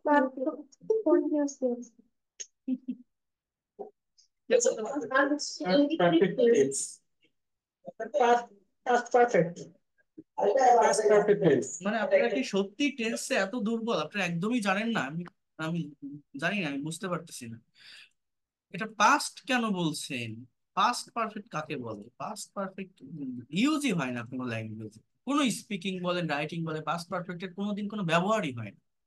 পাস্ট পারফেক্ট মানে কি? হ্যাঁ, কে বলতে পারবেন? দেখে আরেকটু বলেন তো, আমি আপনাদের কাছ থেকেই শুনতে চাই, এটা কোন টেন্স? Present perfect. আমি করেছি, গিয়েছি, খেয়েছি, দিয়েছি, এসেছি, নিয়েছি। Present perfect tense. কোন একটা কাজ হয়েছে, বাট খুব বেশিক্ষণ আগে হয়নি। ছেলে ঘুম থেকে উঠছে, উঠে মাকে বলছে, ও মা কি রান্না করেছো, আমি পরীক্ষা দিতে যাব। তো বেশিক্ষণ আগে হয়নি, অল্প একটু আগে একটা কথা বলেছে। তো প্রেজেন্ট পারফেক্ট টেন্সের সেন্সের মধ্যে এটা পড়ে। আপনারা টেন্স পড়বেন যারা পারেন না এগুলো, নিজেই বুঝতে পারছেন আপনি, যারা এগুলো পারতেছেন না, যে আমি কতটা দুর্বল এখানে, আপনি নিজেই বুঝতে পারছেন। তো তারা চর্চা করবেন নিজের মতো করে। দেখেন, বলছে তুমি কি রান্না করেছো, so what have you cooked. Present perfect tense structure have বা হ্যাজ প্লাস ভি3। So what have you cooked. আমি যদি বলতাম তুমি কি রান্না করেছিলে, তাহলে পাস্ট ইনডিফিনিট হতো। আমি এরকম লিখতে পারতাম what did you cook, but এটা করেছো, অ্যাকচুয়াল মিনিংটা প্রেজেন্ট পারফেক্টের মধ্যে যায়।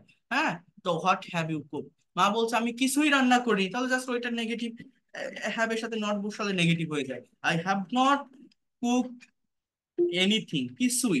I have not cooked anything. তুমি কি খাবে? হোয়াট উইল ইউ ইট, এটা future tense. What will you eat. ছেলে বলছে তুমি যা তাড়াতাড়ি তৈরি করতে পারবে সেইটা করো। এটা কিভাবে বলা যায় জানেন? এখানে আমার দুটো ক্লজ আছে, এটা একটু ডিফারেন্ট। একটা হচ্ছে তাড়াতাড়ি যা করতে পারবে, আর একটা হচ্ছে সেইটা করো। অর্থাৎ যে কোনো একটা ক্লজকে আপনি আগে নিতে পারেন।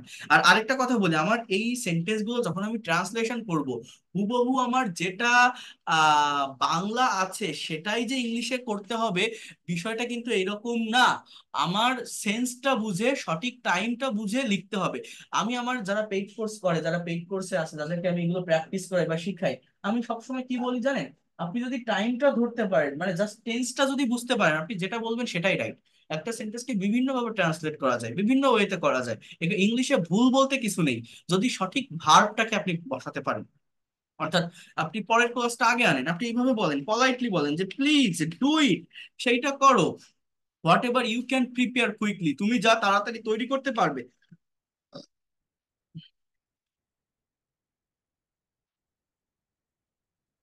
What ever you can prepare quickly, please do it. অথবা আপনি কি বলতে পারেন, what can be prepared first, please do it for me.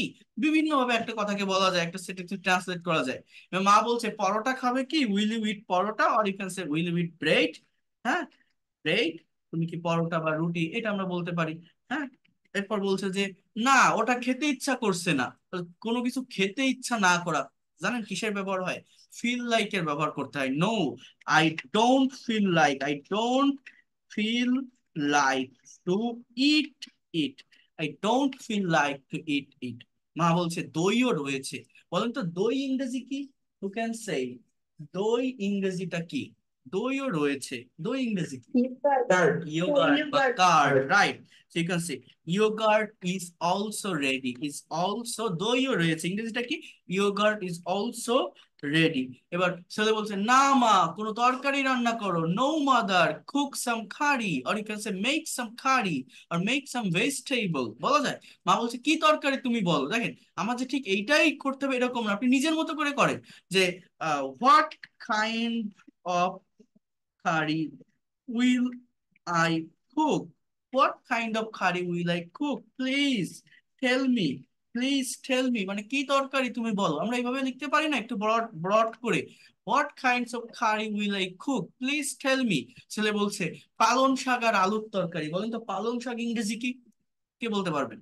পালং শাক ইংরেজি কি বলেন? স্পিনাস। স্পিনাস মানে পালং শাক। স্পিনাস উইথ পটেটো। তো দেখেন, এগুলো ইনফর্মাল কনভারসেশন, এখান থেকে অনেক কিছু শেখা যায়। বলছে ঠিক আছে, আর কিছু? ওকে, এনিথিং এলস? ছেলে বলছে কোনো মিষ্টি জিনিসও কি পেতে পারি? দেখেন, পেতে পারা অর্থাৎ মডাল ভার্ব ক্যান এর ব্যবহার এখানে। ইংলিশটা এরকম যে ক্যান আই গেট, পাওয়া ইংরেজি গেট হতে পারে, বা হ্যাভ কেও ব্যবহার করতে পারেন পাওয়া অর্থে। এরকম বলতে পারেন ক্যান আই হ্যাভ আর ক্যান আই গেট। হ্যাঁ, can I get some sweet, মিষ্টি, তাই না? তো can I get some sweet dish, মিষ্টি জিনিস মানে খাবারের কথা বলছে, সব এখানে ডিশ মেনশন করতে পারেন। Can I get some sweet dish too, T double O too, মানে ও, ও মানে কোনো মিষ্টি জিনিসও কি পেতে পারি? Can I get some sweet dish too? মা বলছে তুমি কি গাজরের হালুয়া খাবে? গাজর ইংরেজি কি বলেন? গাজর ইংরেজি কি? Carrot, right? ঠিক আছে, যে will you eat carrot halwa? Carrots মানে গাজর রেড, সো ক্যারটস হালুয়া। হ্যাঁ, will you eat carrots halwa. হালুয়াকে হালুয়া বলতে পারেন, অথবা আপনি ডেজার্টও বলতে পারেন, কারণ আহ আহ, সবগুলো বাংলার যে ইংলিশ আছে তো এরকম না। ইংলিশে আপনার নাউনকে নাউন ধরে ডাকা যায়। আমার ইংলিশ ভোকাবুলারি বা ইংলিশ ওয়ার্ড মিনিং মানে কোন মিনিং গুলো জানতে হয় জানেন? মেইনলি কোনটা লাগে? মনে করেন আপনি যদি বলেন যে হেই ফাদার ইজ কামিং, বাবা আসছে। হ্যাঁ, এখন ওই ফাদারকে আপনি যদি বাবাও বলেন, আপনার কিন্তু এটা ভুল না। আপনি যদি বলেন বাবা ইজ কামিং, ভুল না। আপনি তাকে বোঝান যে আমরা ফাদারকে বাবা বলি, ভুল না। নাউনকে নাম ধরেও ডাকা যায় বা করা যায়, বাট ভার্বের অর্থটা আমাকে মেইনলি জানতে হয়। ভার্ব সম্পর্কে কোনো জায়গায় কম্প্রোমাইজ করলে হয় না। ভার্বের মিনিং, ভার্বের ফর্ম, এইটা যদি ভালোভাবে জানা থাকে এবং এটাকে যদি টেন্স, মডাল, সেমি মডাল, প্যাসিভের স্ট্রাকচারে সঠিকভাবে প্রোভাইড করা যায়, আপনার এই ল্যাঙ্গুয়েজটা বলতে বা শিখতে সমস্যা হয় না। এই দেখেন, ছেলে বলছে যে এটা করতে অনেক দেরি হয়ে যাবে, so it will take too long. কি বলতে পারি? It will take too long. আমার মনে হয়, আই থিঙ্ক, পায়েস আরো তাড়াতাড়ি হবে। Payesh will be ready soon. হ্যাঁ, এরপর বলছে কিন্তু দুধ কম রয়েছে, but there is little milk. ছেলে বলছে ঠিক আছে, তাহলে আমি দই চিনি দিয়ে খাবো। Okay, then I will eat yogurt with sugar. I will eat yogurt with sugar. মা বলছে দেখো দেরি হয়ে যাচ্ছে, present continuous tense, it's getting late. আগে গোসল করে নাও, please take your bath firstly, please take your shower firstly. বলতে পারি না আমরা এইভাবে? ইম্পারেটিভ সেন্টেন্সে বলেন please take your shower firstly. ছেলে বলছে কিন্তু প্রথমে আমাকে জুতো পালিশ করতে হবে। তো এখানে ওই হ্যাভ টু এর ব্যবহার, বাট ফার্স্টলি, দেখেন কিভাবে বলতে, but firstly I have to polish my shoes, I have to polish my shoes. আমার প্রত্যেকটা স্টুডেন্টকে আমি এইভাবেই এই ল্যাঙ্গুয়েজটা শিখিয়ে থাকি। আপনারাও পারবেন, আপনি কেন পারবেন না? এবার ছেলে বলছে firstly I have to polish my shoe. এবার ছেলে বলছে যে তুমি গতকাল করনি, তুমি গত, মা বলছে তুমি গতকাল করনি। আচ্ছা, কেউ বলতে পারেন এই সেন্টেন্সটার ইংলিশ কি হবে? দেখি কে বলতে পারবে। তুমি গতকাল করনি, যে পারবেন আমি তাকে একটা পুরস্কার দেবো। বলেন কে পারবেন, শুনি। তুমি গতকাল করনি, এটার ইংলিশ কি? Why did not you do it yesterday? Didn't you do it You did it yesterday. Why did not you do it yesterday? অ্যান্সারের কাছ থেকে আমি কারেক্ট অ্যান্সার পেয়েছি, থ্যাংক ইউ। দেখেন, ইংলিশটা হচ্ছে ইউ ডিড ইট। আমি যদি এটুকু বলি এর মানে হচ্ছে তুমি করেছিলে, তুমি এটা করেছিলে। এবার আমি যদি এটাকে নেগেটিভ করি, যে ইউ, কথাটা একটু বোঝেন, ডিডেন্ট, এই ডিডেন্ট ইট কিন্তু আমি বলবো না। এই যে ডিডেন্টটা আমি লিখলাম, এই ডিডেন্ট কিন্তু আমার ওই উপরের ডিড না, এইটা কিন্তু আমি বাইরে থেকে আনলাম। পাস্ট ইনডিফিনিট সেন্টেন্সকে নেগেটিভ করতে কিন্তু ডিড এর ব্যবহার করতে হয়, সেইটা আমি এখানে করলাম। ইউ ডিডেন্ট, আর ওই উপরের ডিডটা প্রেজেন্ট ফর্মে চলে আসবে, ডু হয়ে যাবে। ইউ ডিডেন্ট ডু ইট, তুমি এটা করনি। তুমি এটা করেছিলে, তুমি করনি। এবার আমি যদি বলি তুমি কি এটা করেছিলে, ইংলিশ কি? Did you do it? এটা হচ্ছে ইন্টারোগেটিভ। এইবার তুমি কি এটা করনি, তখন কি হয় যে didn't you do it, so didn't you do it yesterday, yesterday. এই হচ্ছে ওই সেন্টেন্সটা স্ট্রাকচার, অর্থাৎ এটা হচ্ছে পাস্ট ইনডিফিনিট টেন্সের একটা নেগেটিভ ইন্টারোগেটিভ সেন্টেন্স। এইভাবে ভেঙে ভেঙে এখানে আসে এটা। Didn't you do it yesterday, ছেলে বলছে না মনে ছিল না। I didn't remember or I forgot it. ঠিক আছে, আজ আমাকে বিশ্ববিদ্যালয়ে যেতে হবে, তো এখানে ওই হ্যাভ টু এর ব্যবহার, today I have to go two university. মা বলছে পালিশ করতে করতে শুধু শুধু সময় নষ্ট করবে, you will just waste your time by polishing, you will just waste your time by polishing। ছেলে বলছে না মা, আজ আমাকে অনেক বন্ধুর সাথে দেখা করতে হবে, so no mother, today I have to meet with many friends, today I have to meet with many friends. এবার কি বলছে, ঠিক আছে তাড়াতাড়ি করো আমি রান্নাঘরে যাচ্ছি। ওকে হারি আপ, তাড়াতাড়ি কি বলছে, hurry up, I am going to kitchen, present continuous tense, I am going, I am going to kitchen. ছেলে বলছে মা আমার গোসল হয়ে গেছে, তো এটা কোন tense, present perfect. I have completed my shower, I have completed my bath, খাবার দিয়ে যাও, please serve me food, please give me food. মা বলছে আমি ইতিমধ্যে বেড়ে দিয়েছি, অর্থাৎ কাজটা করা হয়ে গেছে, তো present perfect tense. I have already served your food, আমি ইতিমধ্যে, I have already served your food. ছেলে বলছে আমার ভালো মা, আমি যাচ্ছি। তো যাই হোক, এইভাবে এই যে আমি একটা কথা বাংলা বললাম, ইনস্ট্যান্টলি মুখের উপর সেটাকে আমি ইংলিশে ট্রান্সলেট করলাম বা ইংলিশে আমি বলতে পারলাম। এরকম, এটা তো আমি সময় নেই, 12টা বেজে গেছে, আমি দেখাই দিলাম আপনাদের দ্রুত, না হলে আরো ভালো ভেঙে ভেঙে আমি বোঝাতে পারতাম।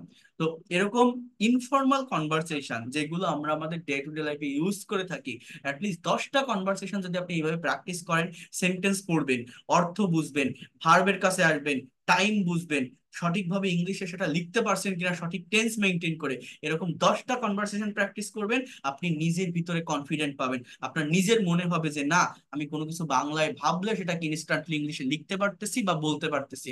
কারণ আমরা অনেকেই আছি টেন্সের স্ট্রাকচার শিখি, শুধু শিখে রাখি, জেনে রাখি, আমরা জানি যে সাবজেক্ট প্লাস ভার্বের present form plus object present indefinite tense, past form plus object past indefinite tense, কিন্তু প্র্যাকটিক্যালি যখন জিনিসটাকে আমি ভাবতে যাই, কোনো একটা কথা যখন আমি বাংলা ভাবে ইংলিশে লিখতে যাই বা বলতে যাই, আমি পারি না, আমি ধরতে পারি না কথাটা কোন টেন্সের ভিতর আসবে বা কি হবে। তো এগুলো তখনই সম্ভব হয় যখন এগুলো করা যায়। আমার প্রত্যেকটা স্টুডেন্টকে আমি এইভাবেই পড়াই। আমি আবারও বলছি, যারা পেইড কোর্সে আসবেন, আপনি নিজেও ইমাজিন করতে পারবেন এই জায়গাটা থেকে আপনি কতগুলো বিষয় শিখতে পারবেন। ইভেন যেটা আমি বললাম, এই ফ্রি ক্লাসগুলোই করেন, আপনার মনে থাকবে আমার কথা। আপনারা এখানে অনেকেই আছেন যারা বিভিন্ন জায়গায় অলরেডি টাকা দিয়ে ক্লাস করেন, কোর্স করেন, অফলাইনে অনলাইনে। সেই কোর্সের সঙ্গে আমার এই ফ্রি ক্লাসগুলো কম্পেয়ার করবেন, তুলনা করবেন, আপনি বুঝতে পারবেন কতটা পার্থক্য এর ভিতরে আছে এবং এইখানে আমি কতগুলো বিষয় নিয়ে কথা বলি। তো আবারও বলছি, যারা পেইড কোর্সে আসবেন, 22 তারিখ রাত 9টা থেকে শুরু হবে, সপ্তাহে 4 দিন ক্লাস, আপনার রাত 9টা থেকে 10টা, 1 ঘন্টা ক্লাস টাইম থাকবে। উইদিন 3 month you will be expert and fluent in English, basic grammar, spoken English, free hand writing, conversation, presentation, সবগুলো বিষয় আমি শেখাবো আপনাকে। সম্পূর্ণ ইংলিশ ল্যাঙ্গুয়েজটা আপনি কভার করতে পারবেন এবং যারা আইএলটিএস এর প্রিপারেশন নিচ্ছেন তাদের জন্য অনেক ইফেক্টিভ হবে এটা। যারা house wife, teacher, officer, job holder, যে কোনো বয়সের যে কেউ করতে পারবেন। আবারও বলছি, 2000 টাকা কোর্স ফি। যারা ইন্ডিয়া থেকে আসেন তারাও গুগল পে বা ফোন পে করে করতে পারবেন। যারা বাংলাদেশ থেকে আসেন, বিকাশ বা নগদে 1000 টাকা বা রকেটে সেন্ড মানি করে পেইড কোর্সে ক্লাস শুরু করতে পারবেন। বাকি 1000 টাকা পরবর্তী মাসে দিলেও হবে, অর্থাৎ আপনি ভেঙে ভেঙে ক্লাস করতে পারবেন। যারা করতে চান জানাবেন। That's all for today. আর আগামীকালও সেম টাইমে আমি প্যাসিভ ভয়েসের উপর ক্লাস নিব, ফ্রি লাইভ ক্লাস রাত 10টায়, আপনারা জয়েন করবেন। আগামীকালকে ক্লাসটা অনেক বেশি ইফেক্টিভ হবে সবার জন্য। Thank you so much and see you in